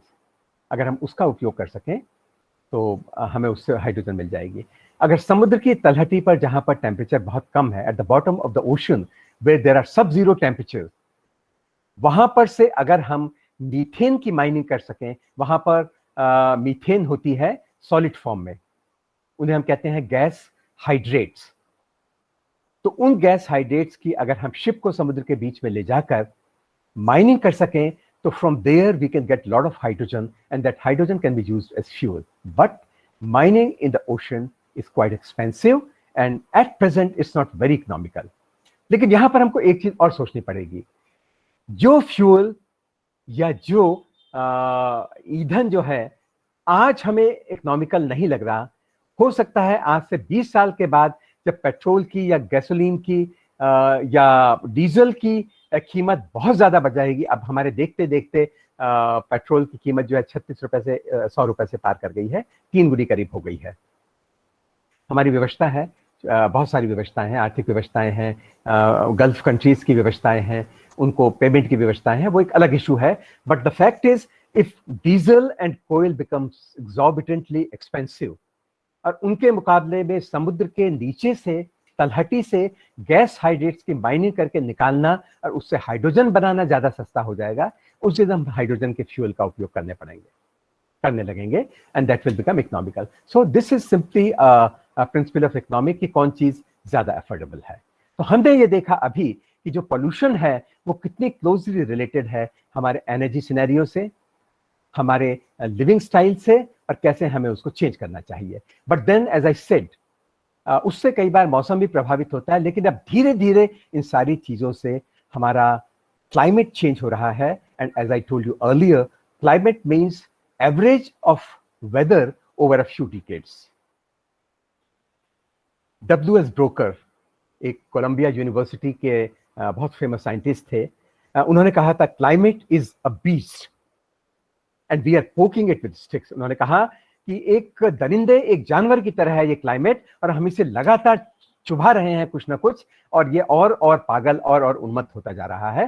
तो इसका मतलब ये पागल होकर फिर हम पर ही अटैक करेगा। And this is precisely what the situation is. We have been damaging the climate consistently and it has now started to respond back. आप इमेजिन कीजिए कि हमारे वातावरण में जितने कार्बन डाइऑक्साइड हम निकाल रहे हैं, ये carbon dioxide to a large extent हमारे समुद्र सोख लेते हैं, या हमारे समुद्र में उपस्थित जो कोरल हैं वो उसको कंज्यूम कर लेते हैं, या ये कार्बोनेट में बदल जाता है जो बहकर समुद्र में जाकर लॉकअप हो जाता है। But a state may come when our atmosphere is so much concentrated in carbon dioxide कि इसमें और ज्यादा कार्बन डाइऑक्साइड घुलनी बंद हो जाए। The oceans may be saturated with carbon dioxide, they may stop absorbing carbon dioxide anymore। तब क्या होगा? तब हमारे वातावरण में जो कार्बन डाइऑक्साइड है वो इतनी बढ़ जाएगी जिसके कारण टेम्परेचर बढ़ेगा। जब टेम्परेचर बढ़ेगा तो पानी और इवेपोरेट होगा, समुद्र का वो पानी इवेपोरेट होकर फिर एटमॉस्फेयर में जाएगा। और आप जानते हैं कि water is a green house stuff, पानी भी ग्रीन हाउस गैस है और या वेपर है, और ये भी हीट को एब्जॉर्ब करेगा, टेम्परेचर और बढ़ेगा, और ज्यादा पानी समुद्र से वातावरण में जाएगा, और ज्यादा हीट एब्जॉर्ब होगी, और ये एक रनअवे पॉजिटिव फीडबैक साइकिल होगा और रनअवे ग्रीन हाउस इफेक्ट होगा, जिससे पृथ्वी का तापमान, वातावरण का तापमान बहुत ज्यादा बढ़ जाएगा। और ये कोई अनथिंकेबल चीज नहीं है। वीनस का एग्जाम्पल हमारे सामने है। वीनस के वातावरण में आपको अभी दिखाऊंगा, इतनी ज्यादा कार्बन डाइऑक्साइड है कि वहां का टेम्परेचर सरफेस का 450 डिग्री सेल्सियस से ज्यादा है। और ये टेम्परेचर उस प्लैनेट यानी बुध के टेम्परेचर से, मरकरी के प्लैनेट से ज्यादा है, जो उसके मुकाबले में सूरज के कहीं ज्यादा पास है। We don't want any such thing to happen to earth. Therefore, the release of carbon dioxide in the atmosphere, the emission of carbon dioxide, methane, sulfur dioxide in the atmosphere must be stopped at the earliest possible. Climate और weather की हम बात कर चुके हैं। Mark Twain ने बड़ी interesting बात कही थी, we plan our meeting with a friend according to climate. जो हमें पिछले 10, 20, 50 साल का अनुभव है, 30 साल का अनुभव है, हम कहते हैं किसी अपने फ्रेंड के साथ मीटिंग फिक्स कर लेते हैं, लेकिन एक्चुअली क्या होता है ये डिपेंड करेगा कि वेदर क्या है। वेदर क्लाइमेट के हिसाब से नहीं चलता, वेदर के हिसाब से क्लाइमेट डिफाइन हो जाता है। लेकिन हमें कैसे पता कि क्लाइमेट चेंज हो रहा है?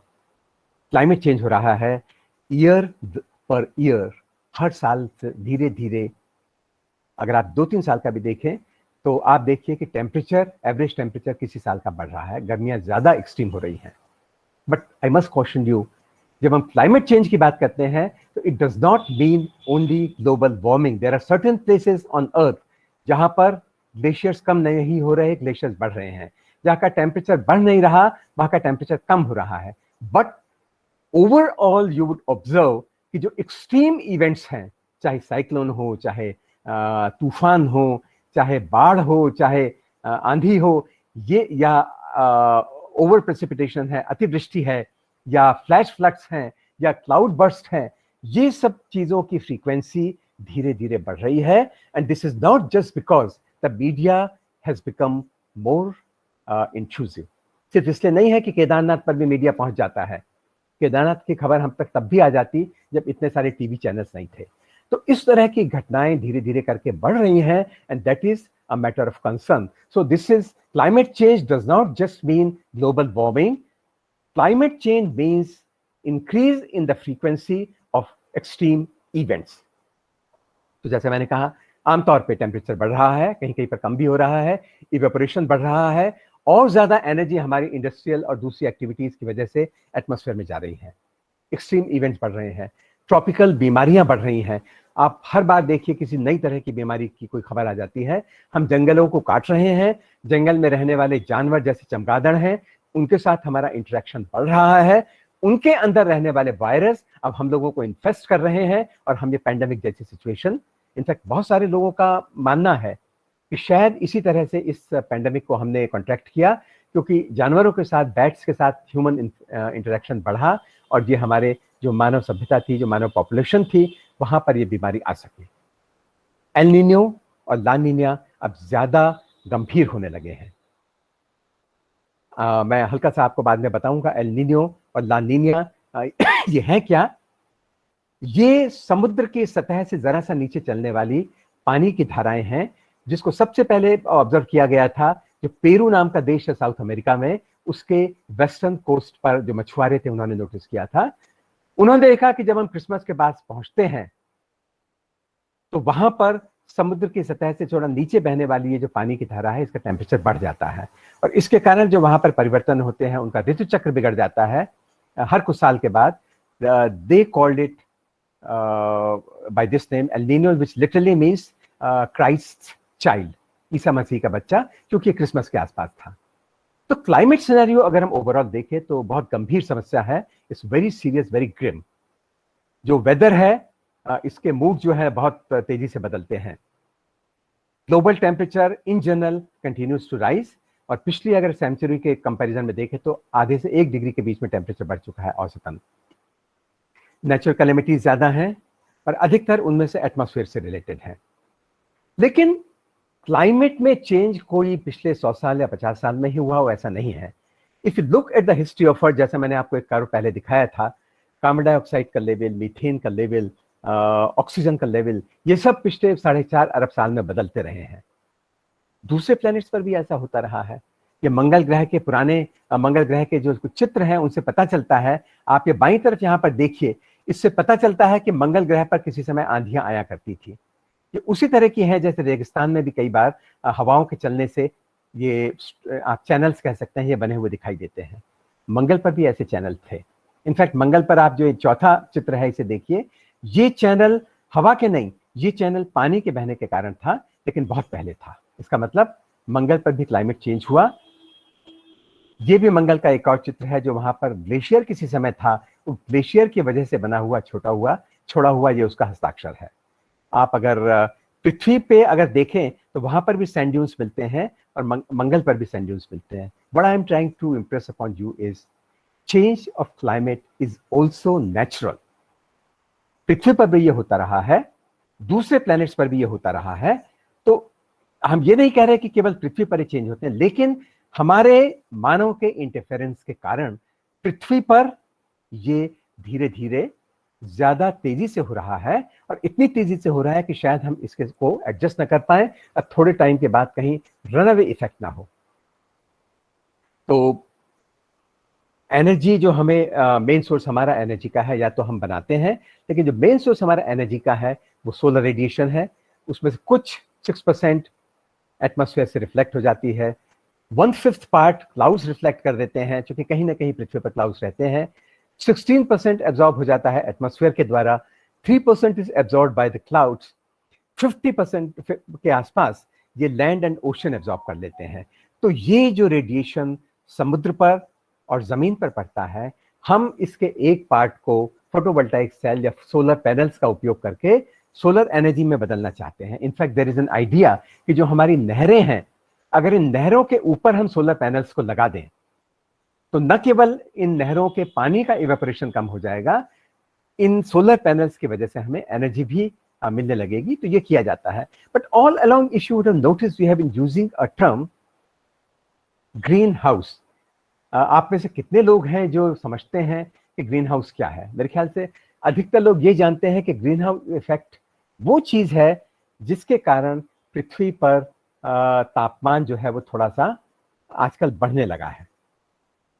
लेकिन ये भी आप जानिए, जैसे मैंने कहा भी था, कि पृथ्वी पर रात को बहुत ज्यादा ठंडा नहीं होता। ये भी इस कारण से है कि यहाँ पर ग्रीन हाउस इफेक्ट है। इसका मतलब पृथ्वी के वातावरण में जो कार्बन डाइऑक्साइड जैसी गैसेस हैं, उनकी वजह से हीट रात को पृथ्वी की सतह से उड़ नहीं पाती, बंध जाती है और रात को रहने लायक पृथ्वी रहती है। लेकिन इसका नाम ग्रीन हाउस क्यों पड़ा? इसका नाम ग्रीन हाउस इसलिए पड़ा कि पिछली सेंचुरी में यूरोप जैसे ठंडे देशों में जो लोगों को साग सब्जी उगानी होती थी, वो ग्लास हाउसेस के अंदर उगाते थे।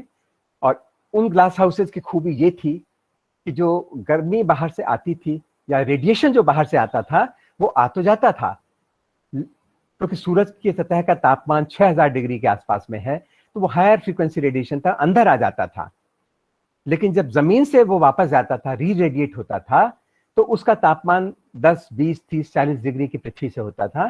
तो उसमें हायर फ्रीक्वेंसी का रेडिएशन का परसेंटेज कम हो जाता था, उसमें हीट की मात्रा बढ़ जाती थी लो फ्रीक्वेंसी की, तो वो वहीं ट्रैप हो जाता था। और इस कारण से वो उपज को ग्लास हाउसेस के अंदर उगाते थे और उनको ग्रीन हाउस कहा गया। और इसलिए पृथ्वी के वातावरण की वो प्रकृति जिसमें वो हीट को एब्जॉर्ब करता है, हीट को ब्लैंकेट की तरह बांध के रखता है पृथ्वी से, उसको हम ग्रीन हाउस इफेक्ट कहते हैं। और देखिए आप, ये ग्राफ है, आप ऊपर से नीचे की तरफ देखिए तो समय के साथ साथ चाहे हम ध्रुवों पर जो बर्फ है उसकी स्टडी करके जाने हो, तो ये जो कार्बन डाइऑक्साइड की और मीथेन की जो परसेंटेज है हमारे एटमॉस्फेयर में, ये पिछले करीब करीब ये आप देखिए करीब करीब 90 साल के आसपास का रिकॉर्ड है, और ये धीरे धीरे बढ़ रही है पृथ्वी पर। यानी कि अगर हम ध्रुवों पर बर्फ खोद के निकालते हैं तो सबसे नीचे की बर्फ में कम कार्बन डाइऑक्साइड है, और जैसे जैसे उससे ऊपर आते हैं कार्बन डाइऑक्साइड का परसेंटेज बढ़ने लगा है। तो इसका मतलब ये जो ग्रीन हाउस की बात की जा रही है, ये जो टेम्परेचर के इंक्रीज की बात की जा रही है, ये कोई कल्पना नहीं है। लेबोरेटरी के अंदर इसको सैंपल्स में मेजर करके पता लगाया गया है। और भी कई कारण है, एग्रीकल्चर के कारण वातावरण में मीथेन है, चूंकि हम जब पानी कुछ खेतों में भर के रखते हैं तो काफी टाइम तक वो रहता है, तो उससे मीथेन निकलती है। टर्माइट्स वातावरण में कार्बन डाइऑक्साइड भी भेजती हैं और मीथेन भी भेजती है, और ये क्वांटिटी भी काफी ज्यादा हो सकती है। इसके अलावा जो हमारे पृथ्वी पर ज्वालामुखी हैं उनके कारण, पृथ्वी पर कहीं पर क्रैक हो जाते हैं उनके कारण, या पृथ्वी पर कहीं पर होल्स हैं उनके कारण जो गैस बाहर निकलती है, उस गैस में भी हाइड्रोकार्बन्स होते हैं, और उससे भी वातावरण में कार्बन डाइऑक्साइड बढ़ रही है। तो ये जो कर्व मैं अभी आपको दिखा रहा हूं, ये भी ध्रुवों की बर्फ पर आधारित है। और आप देखिए कि समय के साथ वातावरण में डस्ट भी बढ़ती और कम होती रही है, और वातावरण का तापमान भी कम और ज्यादा होता रहा है, और इस समय ये वैल्यू जो है काफी बढ़ गई है। हम नहीं चाहते कि हमारी पृथ्वी भी वीनस या शुक्र ग्रह की तरह 100, 200, 400, 450 डिग्री सेल्सियस से भी ज्यादा पहुंच जाए। तो हम नहीं चाहते कि पृथ्वी के वातावरण में कार्बन डाइऑक्साइड बढ़े। और कारण जो पृथ्वी पर बढ़ रहे हैं, कुछ तो प्राकृतिक कारण हैं, ये भी हमें समझना चाहिए कि पृथ्वी पर जो परिवर्तन हो रहे हैं इनमें एस्ट्रोनॉमिकल कारण भी है, जिनकी मैं अभी बात करूंगा, जियोलॉजिकल कारण भी हैं, जो अचानक कोई परिवर्तन हो जाता है वो भी हैं, इवेंट्स हैं इस तरह के, वल्केनिक इरप्शन है या सुनामी है, अर्थक्वेक है, बाढ़ है, सोलर फ्लेयर्स हैं। लेकिन बहुत सारे परिवर्तन हैं जो एंथ्रोपोजेनिक हैं, मतलब हमारी गतिविधियों के कारण है। प्राकृतिक, मैं 5, 7, 10 मिनट के अंदर जो है इसको करके फिर हम प्रश्नोत्तर पर आएंगे।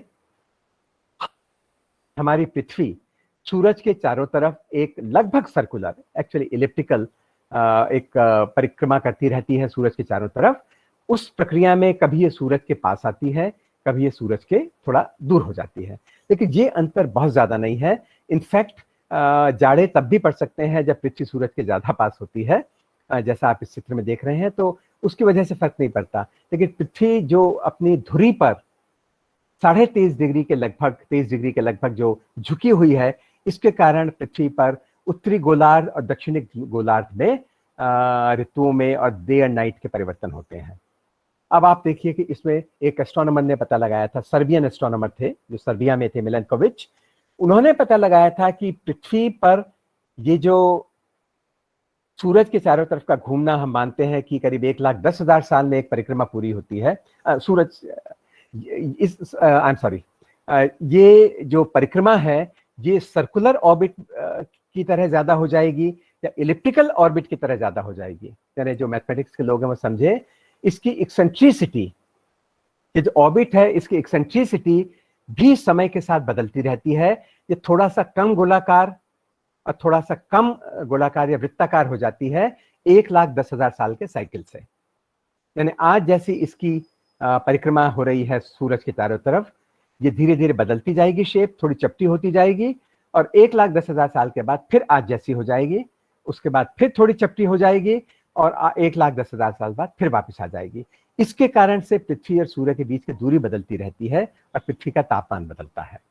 लेकिन इसके अलावा जो पृथ्वी एक लट्टू की तरह अपनी धुरी पर ये घूमती है, लेकिन जिस धुरी के चारों तरफ ये घूर्णन कर रही है, रोटेशन कर रही है, वो धुरी सूरज से बाहर की तरफ कितनी झुकी हुई है, ये भी इस चीज पर निर्भर करता है कि समय क्या है। तो ये जो धुरी है इसका झुकाव बदलेगा तो पृथ्वी के किसी भी बिंदु पर पड़ने वाला सूरज का जो रेडिएशन है वो बदलता जाएगा। तो इसके कारण भी पृथ्वी पर पहुंचने वाली गर्मी बदलती जाएगी। तो ये वो परिवर्तन है जिन पे हमारा कोई नियंत्रण नहीं है।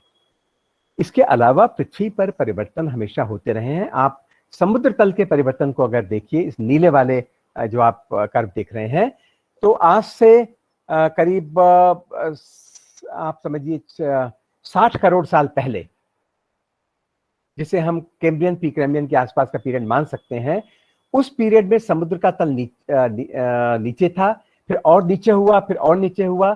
44 करोड़ साल के करीब ये सबसे नीचे पहुंचा, उसके बाद फिर बढ़ना शुरू हुआ, उसके बाद फिर 25 करोड़ साल पहले ये समुद्र का तल ऊपर पहुंच गया, फिर कम हुआ। तो ये परिवर्तन जो है, और इस समय अगर आप देखें तो एक्चुअली पृथ्वी के इतिहास में समुद्र का तल जो है वो सबसे कम है। लेकिन पहले जब ये समुद्र का तल ज्यादा था, उस समय हम नहीं थे, आज हम हैं।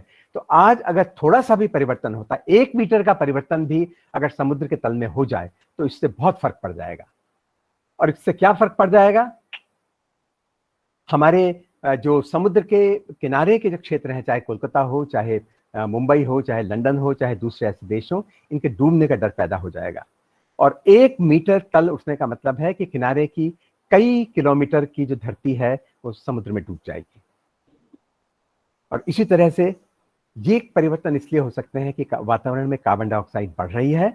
कार्बन डाइऑक्साइड बढ़ती है तो तापमान बढ़ता है, तापमान बढ़ता है तो ध्रुवों की बर्फ पिघलती है, ध्रुवों की बर्फ पिघलकर नदियों के माध्यम से समुद्र में आती है, और समुद्र का तल ऊपर उठ जाता है। समुद्र के जो तटवर्ती क्षेत्र हैं वो पानी के नीचे आ जाते हैं। तो कोई भी इन्वायरमेंटल चेंज हो, चाहे वातावरण में हो, तापमान में हो, या ह्यूमिडिटी में हो, या एयर के प्रेशर में हो, इस सब से हमारा जीवन प्रभावित होता है।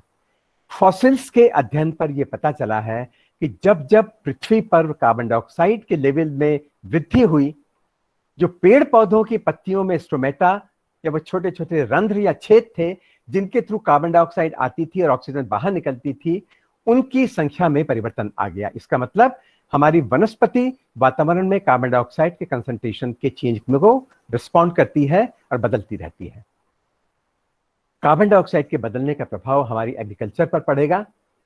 जो इंटरगवर्नमेंटली गवर्नमेंट पैनल है क्लाइमेट चेंजेस के बारे में, उसने कहा है कि अगर तापमान बढ़ता गया तो जो हमारे जानवरों से हमें दूध मिलता है वो दूध मिलना कम हो जाएगा।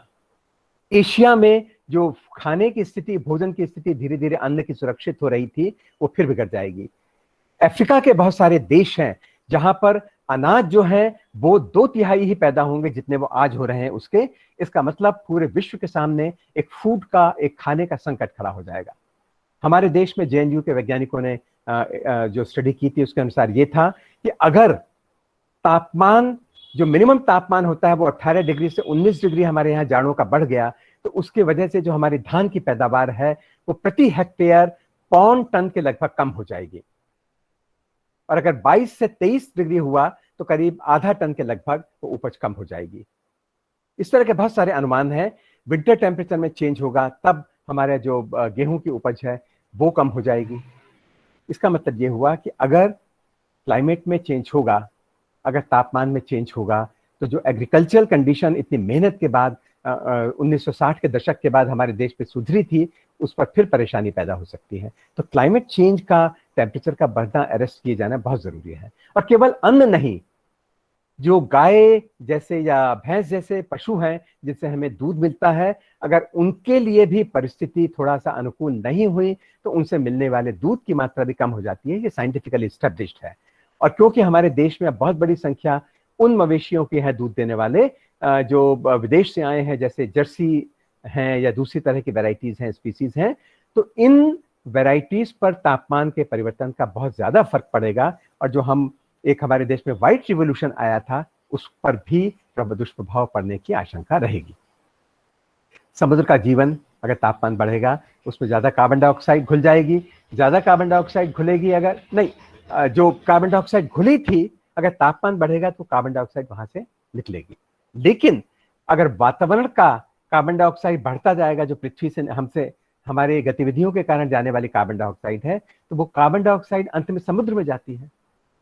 तो समुद्र में कार्बन डाइऑक्साइड ज्यादा होने का मतलब क्या हुआ कि वहां पे जीव जंतुओं पर फर्क पड़ेगा। जो वहां पर कोरल हैं वो नष्ट होने शुरू हो जाएंगे। वहां पर जो प्रजातियां हैं उन प्रजातियों की संख्या कम होनी शुरू हो जाएगी। कुल मिला के हमारी जो फूड चेन है वहां की वो डिस्टर्ब हो जाएगी। और जैसे मैंने कहा था, अनुमान लगाया गया कि केवल अगर 1 मीटर का सी लेवल राइज समुद्र का हो जाएगा तो हमारे देश में 7 मिलियन यानी 70 लाख की जनसंख्या प्रभावित होगी। और आप जानते हैं कि अगर ध्रुवों पर रहने वाली सारी बर्फ पिघल जाएगी तो शायद दुनिया में समुद्र का लेवल 100-200 मीटर ऊपर तक जा सकता है। तो आप कल्पना कीजिए कि वो कितनी बड़ी कैटास्ट्रोफी होगी। तो क्लाइमेट चेंज, टेम्परेचर का बढ़ना बहुत खराब है। इसके अलावा स्वास्थ्य पर इसका दुष्प्रभाव पड़ता है कि जब एल निनो और ला नीनिया जैसी घटनाएं, इनके विश्वव्यापी प्रभाव होते हैं। जब एल निनो स्ट्रांग होता है तो भारत में मानसून कमजोर हो जाता है। जब एल निनो वीक होता है तो भारत में मानसून उल्टा हो जाता है। दक्षिणी अटलांटिक में इसके अलग तरह के प्रभाव पड़ते हैं। तो कुल मिलाकर इस तरह के जो क्लाइमेट के चेंज है, इनसे एल निनो और ला नीनिया की घटनाएं ज्यादा प्रोनाउंस हो रही हैं, ज्यादा स्ट्रांग हो रही हैं, और इनके कारण से बीमारी बहुत ज्यादा हो गया है। हमारे देश में ही नहीं, बहुत सारे साउथ ईस्ट देशों में, यहाँ तक कि आप जानते हैं कि और कई देशों में जो ट्रांसपोर्ट है उसमें नदियों की बहुत बड़ी भूमिका है। अगर नदियां सूखेंगी तो ये ट्रांसपोर्ट, फिशरी, एक्वाकल्चर, ये सारे दुष्प्रभावित होंगे। चीन का उदाहरण हमारे सामने है कि जिस साल वहां पर 15वीं-16वीं शताब्दी के आसपास वहां पर जब मॉनसून खराब हुआ, वहां पर फसल कम हुई, तो वहां की सेना ने विद्रोह कर दिया, वहां के किसानों ने विद्रोह कर दिया और वहां पर बहुत बड़ा राजनीतिक संकट खड़ा हो गया। तो इसका मतलब मॉनसून और क्लाइमेट के चेंज का संबंध हमारे समाज से भी है। जब चीन में ऐसा हुआ तो वहां लोगों की इनकम घट गई, किसानों की उपज कम हुई, सेना को सैलरी नहीं दी गई या कम दी गई, उन्होंने विद्रोह कर दिया और वहां बहुत परिवर्तन आए। तो इसी तरह की 17वीं शताब्दी की और 16वीं शताब्दी के जो चेंजेस चाइना में हुए वो हमारे सामने उदाहरण है, और ऐसी घटनाएं और कहीं भी हुई होंगी। इसका मतलब क्लाइमेट के साथ बहुत क्लोजली जुड़ा हुआ है। तो एनर्जी सोर्स हमें चूज करना होगा एक ऐसा जिससे पोल्यूशन ना हो, जिससे हमारा जीवन खराब ना हो, उसका स्तर ना बिगड़े, ग्लेशियर्स की मेल्टिंग ना हो, समुद्र का तल ना बढ़े, कोस्टल एरियाज का फ्लडिंग ना हो, बहुत सारे जीवन के रूप और जो बहुत सारी प्रजातियां हैं, चाहे पशुओं की हो, पक्षियों की हो, मछलियों की हो, समुद्र में रहने वाले मैमल्स की हो या प्लैंक्टॉन्स की हो, वो सब ना हो। और हम अभी कभी नहीं कह सकते क्लाइमेट में क्या चेंजेस आ जाएंगे। बहुत सारे लोगों की जल्दी मृत्यु इसके कारण होती है और बहुत सारे इस तरह के परिवर्तन है, और इसका मुकाबला अगर हमें करना है इन परिवर्तनों का, तो क्लाइमेट में चेंज को रोकना होगा और अच्छी तरह से समझना होगा इसके कारण क्या है, उन कारणों को दूर करना होगा, और जो क्लाइमेट चेंज है उसको रोकना होगा या उसके प्रभावों को कम से कम करना होगा, और जो पोल्यूशन इंडोर है या आउटडोर उसको हमें ठीक करना होगा। और इन बातों का अगर हम ध्यान रखेंगे, सबसे पहले पत्रकार की तरह हमें इन समस्याओं को समझना होगा, चाहे वो पर्यावरण की हो, चाहे वो क्लाइमेट चेंज की हो। हमें देखना होगा कि वो कौन सी चीजें हैं जो इस पोल्यूशन को या इन क्लाइमेट चेंज के सोर्सेस को इन्फ्लुएंस कर रही हैं। एनर्जी को कैसे हम कम यूज करें या सेफ एनर्जी के सोर्सेस को यूज करें, ये समझें ये क्लाइमेट को कैसे प्रभावित कर रही हैं, और लोगों को उसके बारे में समझाएं। और ये कम्युनिकेशन जो आम आदमी को किया जाना है, ये आपकी यूनिकनेस पर निर्भर करेगा, आपके अनूठेपन पर निर्भर करेगा। अब आप देखिए कि अभी इस साल कल से यानी अक्टूबर 18 से 21 में इंटरनेशनल सोलर अलायंस के अंतर्गत एक एग्रीमेंट का इंडोर्समेंट किया जाएगा, जिसमें बहुत देश है, 80 के करीब देश इसमें शामिल हैं। तो हमारे प्राइम मिनिस्टर और ब्रिटेन के प्राइम मिनिस्टर और दूसरे लोग इस सब में सम्मिलित रहेंगे, और उसमें जो नारा दिया गया है वो है वन सन, वन वर्ल्ड, वन ग्रिड। इसका मतलब यह है कि जो हमारे पूरे इस एरिया के, पूरे इस रीजन के, और संभव हुआ तो पूरी दुनिया के जो इलेक्ट्रिसिटी के ग्रिड्स हैं वो इस तरह से जुड़ जाएंगे कि जब एक स्थान पर सूरज चमक रहा है, ज्यादा ऊर्जा पैदा हो रही है, तो वो उस जगह भेजी जा सके जहां पर रात है और जहां पर ऊर्जा कम पैदा हो रही है। और उसके अगले दिन 12 घंटे के बाद जब स्थिति बदल जाएगी, तो इससे क्या होगा, इससे पूरी दुनिया में एक तरह का बैलेंस बना रहेगा। जैसे हमारे देश में ग्रिड के कारण स्थिति सुधरी है, पूरी दुनिया में इलेक्ट्रिकल सप्लाई की स्थिति सुधरेगी। अब आप कहेंगे कि ये तो लगता है कि जैसे किसी इकोनॉमिस्ट की या इंजीनियर की प्रॉब्लम है। ऐसी बात नहीं है। हर किसी का इसमें अपना, हर पत्रकार का यूनिक एक टेक हो सकता है। जैसे आप में से एक कोई पत्रकार जो अंतर्राष्ट्रीय संबंधों के बारे में जानता है या उसमें रुचि लेता है, वो इसे एक 80 मेंबर कंट्रीज के इंटरनेशनल कोऑपरेशन के रूप में देखेगा। जिसको थोड़ा सा जियोग्राफी में इंटरेस्ट होगा वो इसको सन नेवर सेट्स, क्योंकि अगर एक जगह पे डूबा है दूसरी जगह पे उगा है, तो जहां सूरज उगा है वहां की बिजली रात वाले क्षेत्र में जा रही है, तो सन नेवर सेट्स वाला जो जियोग्राफिकल एंगल है वो उससे इस घटना को कवर करेगा। एक जो फिजिक्स बैकग्राउंड का है वो इसको सन से हमें बिजली कैसे मिलती है या सन के अंदर क्या होता है कि उससे ऊर्जा निकलती है, इसके बारे में हमें बताएगा। एक कोई तीसरे जो एनर्जी के एक्सपर्ट हैं वो ये समझाएंगे कि वर्ल्ड के अक्रॉस एनर्जी के कंजम्पशन में, अवेलेबिलिटी में कितनी डिस्पैरिटी है और ये हमारे इकोनॉमिक स्टेटस का मेजर है। वो इसको इस रूप में लेंगे। लेकिन एक कोई और लेंगे जो कहेंगे कि इसमें जो अलग अलग देशों के ग्रिड है उनको इंजीनियरिंग की या टेक्नोलॉजी की किन तरीकों का उपयोग करके जोड़ा जाएगा, उसमें क्या समस्याएं होंगी, उनको कैसे हल किया जाएगा या कैसे हल किया जा रहा है, इसके बारे में वो लिखेंगे। तो जो इंजीनियरिंग के लोग हैं वो इसके बारे में ज्यादा अच्छी तरह लिख सकते हैं। कुछ लोग होंगे जो इस पर इस तरह से लिखेंगे कि देखिए आज सोलर एनर्जी हमारी दुनिया की रक्षा कर रही है, लेकिन इस फोटोवोल्टाइक सेल के मूल में फोटो इलेक्ट्रिसिटी है या फोटो इलेक्ट्रिक इफेक्ट है वो है, और वो फोटो इलेक्ट्रिक इफेक्ट जिसके लिए 1921 वर्ष में यानी आज से ठीक 100 साल पहले आइंस्टाइन को नोबेल पुरस्कार दिया गया था।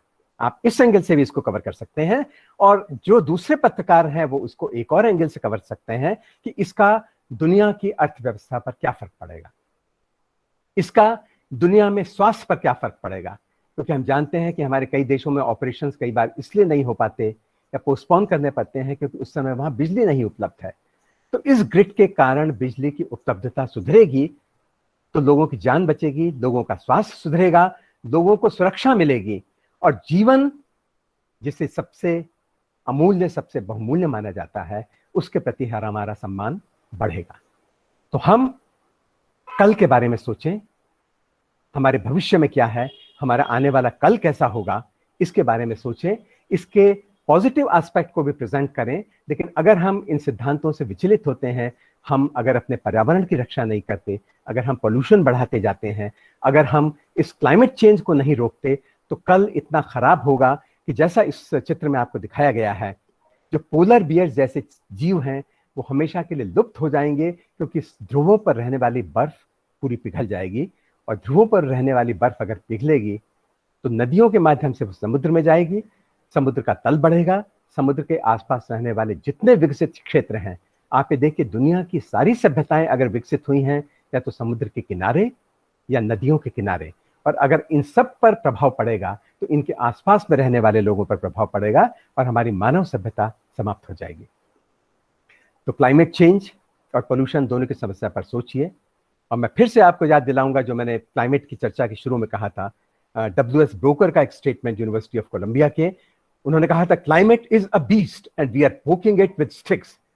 हम इस दरिंदे को उकसा रहे हैं कि हमारे साथ कुछ करे, लेकिन हमारे साथ क्या होगा ये हमारे रिस्पॉन्स पर निर्भर करेगा, और that choice is entirely ours and that choice will be governed by the decisions that we make. हम क्या निर्णय लेते हैं, हम अपना व्यवहार क्या रखते हैं, इससे हमारी इस जाति का और हमारी इस जीवित पृथ्वी का भविष्य निर्धारित होगा। Thank you.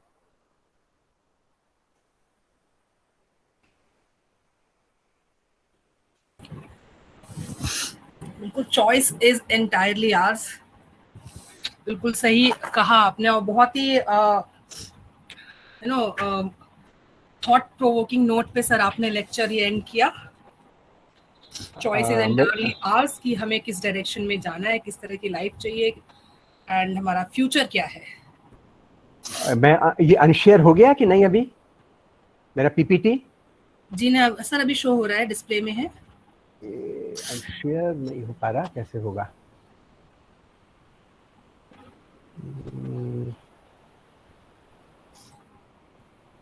इसी के साथ हाँ, क्वेश्चन आंसर अगर किसी के। जी हाँ, मैं क्वेश्चन आंसर्स के लिए मैं इनवाइट करती हूँ आप सभी को। गुंजन ने हैंड रेज किया है पहले। गुंजन, प्लीज आप पूछें सवाल अपना। Thank you so much ma'am. Sir मेरा नाम गुंजन है और मैं रामलाल आनंद कॉलेज की स्टूडेंट हूँ, पीजीएमसी सेकेंड ईयर की। सर मेरा क्वेश्चन ये था कि जैसे आपने अभी पहले बताया कि सभी देश जो है वो अपने अपने सैटेलाइट या इस तरह के उपग्रह जो है वो अंतरिक्ष में भेजते हैं, जिससे ये कुछ टाइम बाद जो होते हैं ये एक तरह से वेस्टेज बन जाते हैं और वो अंतरिक्ष में ऐसे ही घूमते रहते हैं, कचरा तरीके से हो जाता है। बिल्कुल बिल्कुल। तो सर हाँ जी सर, इससे निजात पाने के लिए, इसका निपटारा करने के लिए हम क्या कर सकते हैं? इसमें दो पॉसिबिलिटीज जो एकदम दिखाई देती हैं वो हैं, द पॉसिबिलिटी नंबर 1 इज कि यहाँ से अब तो अंतरिक्षयान स्पेस में जा सकते हैं और वापस आ सकते हैं। तो ये जिम्मेदारी अंतर्राष्ट्रीय स्तर पर तय की जाए कि जो देश उस सैटेलाइट को छोड़ेगा उसकी जिम्मेदारी है कि उस सैटेलाइट के डिफंक्ट होने के बाद वो यहाँ से स्पेसशिप भेजकर उसको वापस पृथ्वी पर लाएगा, या पेमेंट करके किसी दूसरे देश को इस चीज की जिम्मेदारी देगा, या उस स्पेसशिप में कोई ऐसा सिस्टम बनाया जाए कि अपने आप वो एक्सप्लोड हो जाए और वो अंतरिक्ष में उसकी डेंसिटी कम हो जाए। लेकिन उससे फिर भी ये संभावना है वो एक्सप्लोड होकर वहीं पर रहता है तो शायद वो डेब्री वहां पर स्पेस पर बना रहता। तो आई थिंक कुछ फाइनल सिस्टम तो अभी कोई डिवाइस नहीं हुआ, लेकिन मुझे लगता है कि जो देश उसको भेजता है उसकी जिम्मेदारी है कि उस डेब्री को वापस लाए अंतरिक्ष से वापस। उसी तरह से जैसे अगर कूड़ा हम फेंकते हैं तो हमारी जिम्मेदारी है।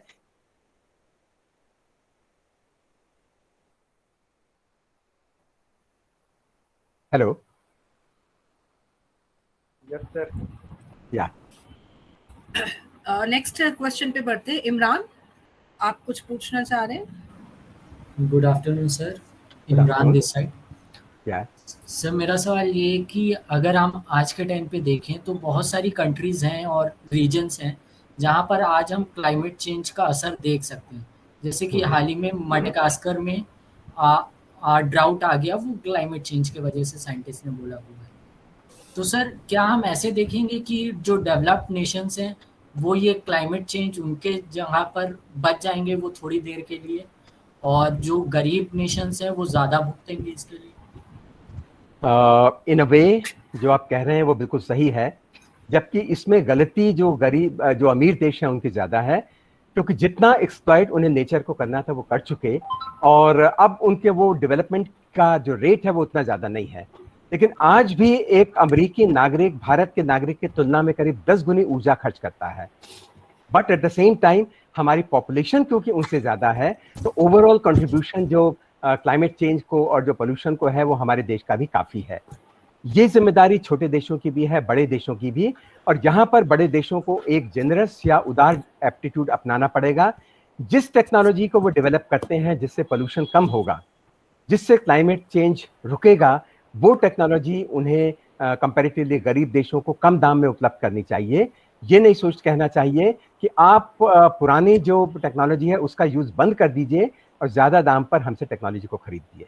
उन्हें सब्सिडाइज दामों पर या कम से कम कुछ रीजनेबल रेट्स पर इस नई टेक्नोलॉजी को अविकसित या कम विकसित देशों को उपलब्ध कराना चाहिए। और ये आपका कहना बिल्कुल सही है, जो गरीब होता है, जो सबसे कमजोर होता है, जो एडवर्सिटीज है, सबसे ज्यादा प्रभाव उसी पर होता है। एक आध आइलैंड तो ऐसे हैं इस दुनिया में जो क्लाइमेट चेंज की वजह से, सी लेवल राइज की वजह से डूब चुके हैं, और कुछ ऐसे हैं जो डूबने के कगार पर हैं। तो उनको बचाने की जिम्मेदारी सभी की है, उनको कहीं ना कहीं पर रिहेबिलिटेट करना पड़ेगा। अगले सवाल पर जाने से पहले I welcome head of the department BGMC Ramlal Anand college Rakesh Kumar sir, professor Rakesh Kumar sir जुड़ चुके हैं हमारे साथ। Thank you Shweta ji. Next सवाल है बीजीएमसी गीतू का सवाल है। गीतू पूछिए अपना सवाल। ये मेरे hello ma'am, just a second, ये मैं अनशेयर नहीं कर पा रहा हूँ, वहां से शायद कंट्रोल हो रहा है, उनसे कहिए मुझे अनशेयर। जी एक मिनट। विकास सर ये प्रेजेंटेशन अनशेयर करना चाहते हैं, देखें जरा। सर आप अपने मीटिंग वाले लिंक पे जाके, क्रोम में जाके वहाँ पे स्टॉप कर दीजिए, हो जाएगा ये।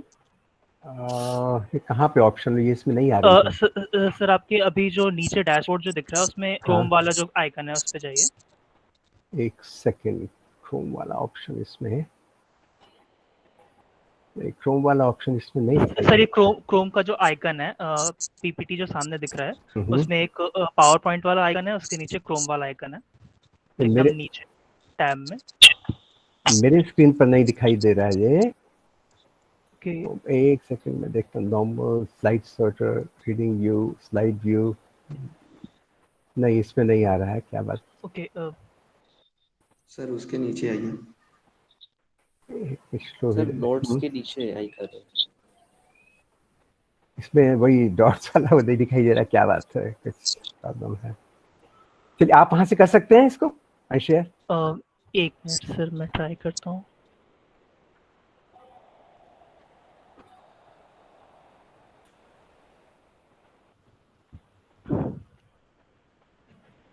ओके, अब अच्छा इसमें करके आ जाए शायद। सर स्टॉप हो गया सर?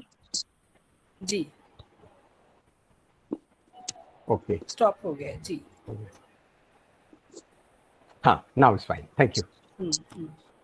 नेक्स्ट सवाल बीजीएमसी डिपार्टमेंट से शायद विकास आप हैं आज। Yes sir, yes ma'am. जी पूछिए। सर मेरा सवाल दो प्लान्स है जो गवर्नमेंट ने प्रपोज किए हैं उसके ऊपर था। पॉलिटिकल क्वेश्चन नहीं है, क्वेश्चन प्लानिंग के ऊपर है, जो प्लानिंग हम करते हैं और उसमें क्लाइमेट का क्या इम्पैक्ट होता है। एक क्वेश्चन सर, जो आपने नॉइज पोल्यूशन की बात की और सिटीज में अक्सर ये होता है और बढ़ रहा है, इसका एक कारण है कि सिटीज से जो कॉमर्शियल ट्रैफिक है वो जाता है, लेकिन उसके लिए सिटी के बाहर रिंग रोड्स और इस तरह के सिस्टम बनाए जा रहे हैं। क्या वो सस्टेनेबल हैं? क्योंकि जब वो बाहर आउटर सिटी में बनाए जाते हैं तो वो सिटी वो एक तरह से इंक्रोचमेंट ही हो रहा है ऐसे लैंड्स का जो कि सिटी में नहीं आ रहे और वहाँ पे अभी तक पॉल्यूशन कम है। और एक सर सेकंड क्वेश्चन है, सर ये जुड़ा है जो नया अभी अनाउंसमेंट हुई है national hydro power plant, hydrogen energy project करके ऐसे कुछ नाम है। सर इसके अनाउंस होने के कुछ दिन पहले ही एक स्टडी आई थी जो बताती थी कि हाइड्रोजन एनर्जी जो है उसके क्रिएशन में अधिक फ्यूल लग रहा है और अधिक क्लाइमेट डिग्रेडेशन हो रहा है। तो इन दोनों के ऊपर सर कोई? हाँ, ये पहला क्वेश्चन आपका है। मैंने अपने लेक्चर में एक बात कही थी कि the whole world is single entity. अगर यहाँ के एटमॉस्फेयर में कुछ पोल्यूशन होता है तो ultimately it gets distributed all over the globe. तो अगर हम जो व्हीकल्स को शहर के बाहर से ले जाने की चीज कर रहे हैं, पोल्यूशन अभी भी उतना ही हो रहा है। इट्स जस्ट दैट कि वो हमारी स्थिति जो शहरों के अंदर है वो थोड़ी इंप्रूव हो रही है। अल्टीमेटली हमें वही व्हीकल्स चलाने पड़ेंगे जिनसे पोल्यूशन मिनिमल हो या पोल्यूशन ना हो। तो ये परमानेंट सॉल्यूशन नहीं है शहर के बाहर से ले जाएं। इससे शहर की फिलहाल, जैसे दिल्ली में भी किया गया है, बाहर से अगर ले जा रहे हैं तो शहर के अंदर स्थिति सुधरती है।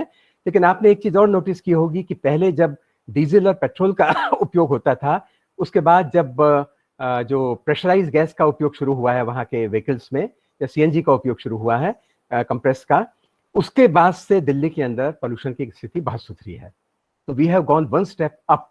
लेकिन ultimately pollution should be stopped, not just the movement of the polluting vehicles from inside the city. तो ये तो आपकी बात से मैं बिल्कुल सहमत हूँ। तो दूसरा पार्ट है हाइड्रोजन के बारे में। ये बात मैंने भी अपने लेक्चर में कही थी कि हमें वेल टू व्हील वाला सिनेरियो देखना पड़ेगा। जब हम हाइड्रोजन को बनाते हैं, अगर हम हाइड्रोजन को बनाने में हाइड्रोलिसिस करेंगे और उसमें हम कोयले को जलाकर बनी हुई बिजली को यूज करेंगे, तो हम पहली स्टेज में पोल्यूशन कर दे रहे हैं, चाहे दूसरी स्टेज में पोल्यूशन नहीं हो रहा है। Therefore, we have to find ways of generating hydrogen जिसमें पोल्यूशन नहीं है। उसका मैंने आपको एग्जांपल दिया कि सी के बॉटम में, ओशन बॉटम पे आप देखिए तो वहां पर गैस हाइड्रेट्स हैं जो मोरलेस फ्रोजन मीथेन है। उससे अगर हम हाइड्रोजन को निकालेंगे तो उस प्रोसेस में हमारा पोल्यूशन उतना नहीं होगा। लेकिन अभी ये फिलहाल इकोनॉमिकल नहीं है, ये शायद आगे चल के होगा। तो अभी तो अगर हम हाइड्रोजन के व्हीकल्स को यूज करते हैं इस समय, तो अभी हम उनको हाइड्रोजन को बनाने की प्रक्रिया में बहुत सारा पोल्यूशन कर चुके हैं। But these vehicles will be useful जहां पर हम नहीं चाहते कि लोकली पोल्यूशन हो। किसी एक जगह पर हमने हाइड्रोजन बनाई, वहां पर पोल्यूशन हुआ, और इस व्हीकल को हमने वहां पर यूज किया जहां पर पोल्यूशन हम नहीं चाहते। ये प्रॉब्लम भी कुछ उसी तरह की है कि अगर हम बैटरीज का यूज करके इलेक्ट्रिक व्हीकल्स को बनाएं, जैसा आप टेस्ला कर रहा है, हम बैटरी से चलने वाले व्हीकल्स को बना रहे हैं, लेकिन आखिर में जाकर जब हम उन बैटरीज को डिस्पोज करेंगे तो हम उससे अपनी मिट्टी को पॉल्यूट ना करें, ये हमें सोचना पड़ेगा। हम सोलर पैनल से बिजली बना रहे हैं और उसको बनाते समय कोई पोल्यूशन नहीं होता, लेकिन जब उन पैनल्स को या उनके स्टील के स्ट्रक्चर को बनाया गया था उस समय हम पोल्यूशन कर चुके हैं, और वो उतना ज्यादा नहीं था। लेकिन बाद में जब हम इस सोलर पैनल्स को डिस्पोज करेंगे, जिनमें से कुछ के अंदर टॉक्सिक एलिमेंट्स भी हैं, आर्सेनिक जैसे, जब हम उनको डिस्पोज करेंगे तो उसके लिए हमारी पॉलिसी क्या हो, इसके बारे में भी हमें सोचना पड़ेगा। But at the same time हमारी ओनली होप ये है कि प्रॉब्लम्स टेक्नोलॉजी की वजह से जनरेट होती है जब हम नई टेक्नोलॉजी लाते हैं किसी पुरानी समस्या को हल करने के लिए, लेकिन फिर टेक्नोलॉजी ही हमें एक नया सॉल्यूशन भी ऑफर करती है और वो करेगी, और हम इन चीजों के डिस्पोजल के बारे में कोई ना कोई स्ट्रेटेजी निकालेंगे। लेकिन ये बात सही, यही बात बिल्कुल विंड के प्लांट्स के बारे में भी है। विंड एनर्जी के प्लांट्स में स्टील बनता है, स्टील का यूज होता है, तो स्टील को बनाने में तो हम कभी ना कभी कोल रिएक्टर में बनी हुई बिजली को यूज कर चुके हैं, तो थोड़ा पोल्यूशन हो चुका है। लेकिन अल्टीमेटली जाकर नेट अगर अब उस पर हम देखें तो नेट पोल्यूशन किस केस में कम हुआ ये हमें देखना पड़ेगा, उसे अडॉप्ट करना पड़ेगा, और जिस वजह से अभी भी पोल्यूशन हो रहा है उस रीजन को हमें इरेडिकेट करना पड़ेगा। तो it's a long term solution, maybe 5 साल लगेंगे, मे बी 10 साल लगेंगे, but we are constantly proceeding और हमें सक्सेस मिलती रही है। पहले हम कोयला और लकड़ी जलाकर लाइट किया करते थे, उसके बाद हम जो है 100 वॉट के बल्ब पे आ गए, उसके बाद हम 40 वॉट की ट्यूब लाइट पे आ गए, फिर हम 36 और 33 वॉट की ट्यूब लाइट पे आ गए, फिर हम अब LCD पे पहुंच गए हैं। तो things are improving, things will improve, but we have to be constantly conscious and not to be trapped in commercial slogans. एक सवाल, एक हैंड रेज और मुझे दिख रहा था, पूजा पाल का। पूजा? यस मैम, गुड हाँ, आप पूछना चाहते हैं गुड सवाल? Afternoon sir. Yes ma'am. Good afternoon. या सर, मुझे ये पूछना है कि कल मैं असाइनमेंट बना रही थी ना, तो एक भैया बोल रहे थे कि दिल्ली में बहुत बड़ा पावर क्राइसिस होने वाला है क्योंकि कोयला खत्म हो रहा है, तो सर ये सच है? ओके, हुआ ये था जो मैंने पढ़ा है, again it's not perhaps an official version. बरसात की वजह से अगर वहां पे पानी भर जाए और कोयले का जो निकालना है वो थोड़ी टाइम के लिए बंद हो जाए, तो टेम्पररीली ये सिचुएशन आ जाती है कि कोयले की सप्लाई रुक जाती है। जो स्टॉक थर्मल पावर रिएक्टर्स के पास होता है वो 4 दिन, 6 दिन, 7 दिन के लिए काफी होता है, उसके बाद उनको दिक्कत हो सकती है। दूसरी बात, बरसात के कारण जो गुड्स ट्रेन का मूवमेंट था, गाड़ियों का मूवमेंट था, वो भी स्लो डाउन हो गया था, इसलिए कोयले की सप्लाई कम हो गई थी। लेकिन जैसे इस बात को रियलाइज किया गया तो वहां पर फिर से प्रोडक्शन बढ़ा दिया गया, क्योंकि प्रोडक्शन अगर आप बहुत सारा करेंगे और उसको ट्रांसपोर्ट करने के लिए आपके पास उतनी गुड्स ट्रेन नहीं होंगी, तो आप उस कोयले को कहां पर रखेंगे। इसलिए एक बैलेंस किया जाता है कि कोयले का प्रोडक्शन और कोयले की जो सप्लाई है उनमें एक बैलेंस रहे, और किसी भी गिवन टाइम पे 4-5 दिनों से ज्यादा का स्टॉक आपके पास नहीं रहे, वरना उसको स्टॉक करने की समस्या होगी। तो ये प्रॉब्लम आती रहती है और उसी तरह से इसको सॉल्व करते रहते हैं। ये शायद ज्यादा बारिश के कारण हुआ था, तो प्रॉब्लम जेन्युइन थी, लेकिन जैसा और बार किया गया इस बार भी प्रॉब्लम सॉल्व कर ली गई। एक लास्ट सवाल ले लेते हैं हम लोग। प्रियांशु सिंह ने हैंड रेज किया है। Priyanshu? Good afternoon sir. Good afternoon sir, मेरा नाम प्रियांशु है सर।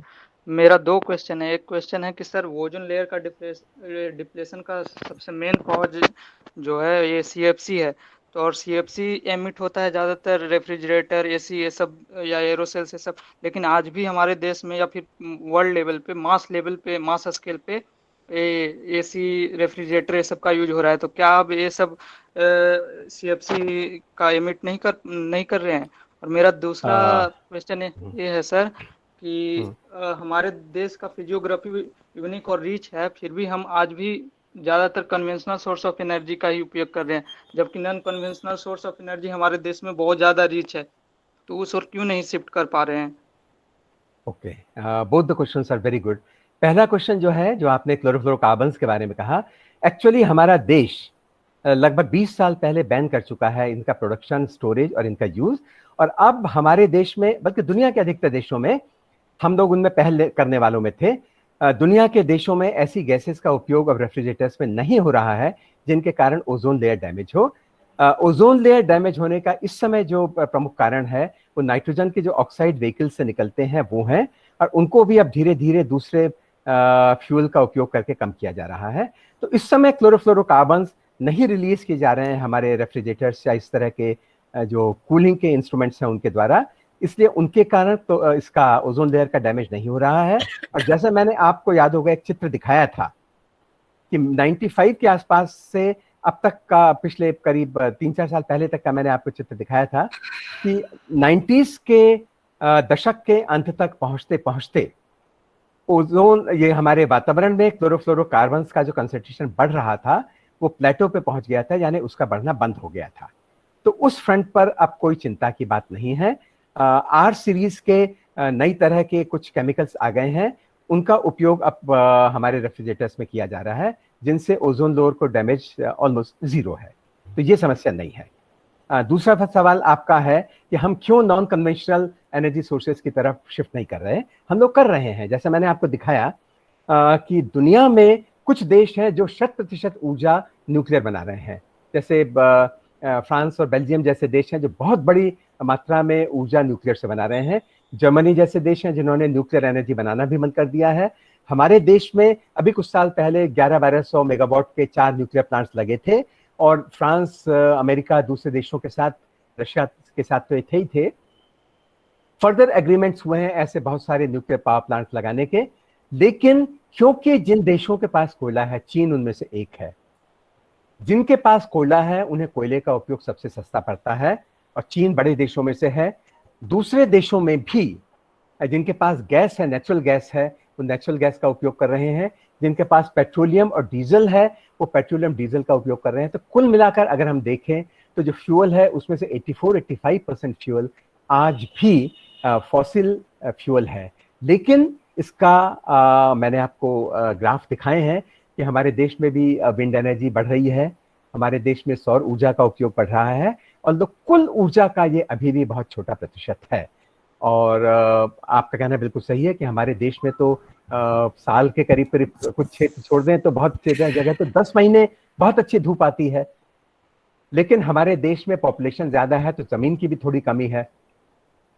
कुछ सोचा गया है कि जो कुछ नहरें हैं उनको सोलर पैनल से कवर कर दिया जाए तो उनका पानी भी नहीं उड़ेगा और हमें सोलर एनर्जी मिलेगी। जहां पर जमीन बंजर है, जहां उसका कोई और उपयोग नहीं हो सकता, वहां पर हम सोलर पैनल्स का उपयोग करें। लोग ये भी कोशिश कर रहे हैं कि अंतरिक्ष में अगर हम सोलर पैनल्स बड़े बड़े लगा दें तो वो वहां पर एनर्जी जनरेट करें और वो उस एनर्जी का हम उपयोग कर सकें। लेकिन अंत में जाकर हमारे संसाधन कितने हैं और हमारी आवश्यकताएं कितनी है, इन दोनों के संतुलन, इन दोनों के बैलेंस पर आकर बात अटक जाएगी। और मुझे नहीं लगता कि कभी भी ऐसी कोई स्थिति आ पाएगी जब हमारे पास दुनिया में इतनी जमीन उपलब्ध हो जाए कि हम वहां सोलर पैनल भर दें, हम इतने हाइड्रोइलेक्ट्रिक डैम बना सकें, क्योंकि पहाड़ों में बनते हैं और हम जानते हैं पहाड़ों में बड़े हाइड्रोइलेक्ट्रिक डैम बनाने की पॉलिसी लोगों को पसंद नहीं आ रही। जो विंड एनर्जी है उसके लिए भी हमें कहीं पर जमीन चाहिए। तो जहां पर जिस तरह की परिस्थिति है उसके अनुसार हम इन नॉन कन्वेंशनल सिस्टम्स को फॉलो करें। और हमारे देश में बहुत प्रयास हो रहे हैं, सरकार सब्सिडी देती है, स्टेट गवर्नमेंट भी सब्सिडी देती है, सेंट्रल गवर्नमेंट भी सब्सिडी देती है। जो मूल्य इस प्रकार से बिजली बनाने के थे, जो कुछ ही साल पहले तक 16 रुपए पर यूनिट थे, वो आज घटकर 4 रुपए पर यूनिट या उससे भी कम आ गए हैं। तो जब ऐसी स्थिति है तो धीरे धीरे ये बढ़ेगी। लेकिन इस बात का कोई सब्स्टिट्यूट नहीं है कि हम एनर्जी के वेस्टेज को कम करें, हम अपनी आवश्यकताओं को कम करें, हम अपने मकानों की डिजाइनिंग को ठीक करें कि दिन के टाइम में हमें जरूरी ना हो कि हम लाइट जलाएं।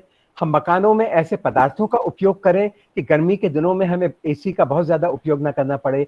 हम मकानों का जो पेंटिंग कराएं वो इस हिसाब से कराएं कि जिस तरफ से सूरज की धूप पड़ रही हो, जाड़ों में उस दीवार का रंग जो है डार्क हो ताकि वो ज्यादा धूप सोखे, और गर्मियों में वो रिफ्लेक्टिंग सरफेस हो, व्हाइट सरफेस हो कि वो कम धूप को सोखे। हम अपनी छतों को अगर लाइट कलर में करा सके तो हिंदुस्तान की गर्म जगहों में बहुत सारी ऊर्जा वापस चली जाएगी और हमारा एयर कंडीशनर पर होने वाला खर्चा कम हो जाएगा। हमारे कमरे अगर हवादार होंगे, अगर हम पेड़ और ज्यादा लगाएंगे, हम अपने घर के आसपास में पेड़ लगाएंगे, तो ये सारी चीजें हैं जिनसे तापमान की वृद्धि कम होगी। आप किसी नदी के पास चले जाइए, किसी जंगल या बड़े बाग के पास चले जाइए, तापमान पॉपुलेटेड एरिया की तुलना में 2-3 डिग्री कम होता है। तो जाहिर है कि आपके एयर कंडीशनर को अगर तापमान कम होगा तो 2-3 डिग्री कम की उसको मोहलत मिलेगी, उसको थोड़ा सहूलियत होगी। तो शॉर्ट में अगर हम ये कहें तो ऐसा नहीं है कि हमारे देश में या विश्व में प्रयास नहीं चल रहे, बहुत सीरियस एफर्ट्स किए जा रहे हैं। और इनको और बढ़ाए जाने की जरूरत है। और आप जैसे पत्रकारों को लोगों को समझाना चाहिए कि हमारा भला किसमें है, तो मुझे लगता है लोगों को समझ में आएगा। जी, समय की कमी है हमारे पास, और इसी के साथ ही मैं आमंत्रित करना चाहूंगी प्रोफेसर राकेश कुमार जी को। Sir, hello Rakesh sir. Hello, मेरी आवाज आ रही है? जी सर, जी सर, जी सर। बहुत बहुत शुक्रिया। मैं आमंत्रित करती हूँ आपको धन्यवाद ज्ञापन के लिए। जी जी, धन्यवाद तो जितना करें उतना थोड़ा है नौटियाल सर का। और इतने गहराई से पर्यावरण के मुद्दों को आपने हमारे विद्यार्थियों को और कितनी सरल भाषा में आपने समझाया है कि विद्यार्थी जहाँ भी जाएंगे अपने इस ज्ञान को आगे बढ़ाएंगे। और ये कार्यक्रम, ये आपकी क्लासेस हमें हमेशा याद रहेंगी सर। और हम आपका बहुत बहुत आभार व्यक्त करते हैं। इसी प्रकार से अपना स्नेह सहयोग हमारे साथ बना कर रखें। और विद्यार्थियों से अनुरोध है कि अपना निरंतर ये जिज्ञासा की वृत्ति बना कर रखें, यही आपको आगे लेके जाएगी। बहुत बहुत शुक्रिया सर। फिर मुलाकात होगी आपसे जल्दी। ओवर टू श्वेता जी, आप आगे कार्यक्रम को बढ़ाएं। बहुत बहुत धन्यवाद सर। बहुत बहुत धन्यवाद professor Rakesh ji. Thank you Rakesh sir, and thank you Nautiyal sir. आपके लिए, आपको भी हार्दिक धन्यवाद। और बहुत ही मुझे एक क्रिस्प लेक्चर लगा आपका, बहुत ही कम समय में, बहुत ही कंसाइज वे में आपने चीज़ों को, तमाम तरह के पर्यावरण आधारित जो मुद्दे थे उनको अपने स्टूडेंट्स को बताया। मैं उम्मीद करती हूँ कि आप सभी स्टूडेंट्स के सवालों के जवाब मिले होंगे। और कहने को तो सारी चीज़ें इंटरनेट पे मौजूद है, लेकिन हम इंटरनेट पे कितना देख रहे हैं, क्या देख रहे हैं, किस तरह से उसे समझ पा रहे हैं, वो केवल एक लेक्चर के थ्रू ही, वो एक इंटरैक्शन के थ्रू ही, एक्सपर्ट इंटरैक्शन के थ्रू ही हमें उस तरह की जानकारी मिल पाती है, हमारी समझ डेवलप हो पाती है और हमारे विचार बन पाते हैं। तो इसी के साथ ही आज का सेशन मैं यहीं पे एंड करती हूँ। नेक्स्ट वीक हम फिर मिलेंगे एक नए एक्सपर्ट्स के साथ और नए टॉपिक के साथ। Thank you so much. Thank you so much Shweta ji. नमस्कार।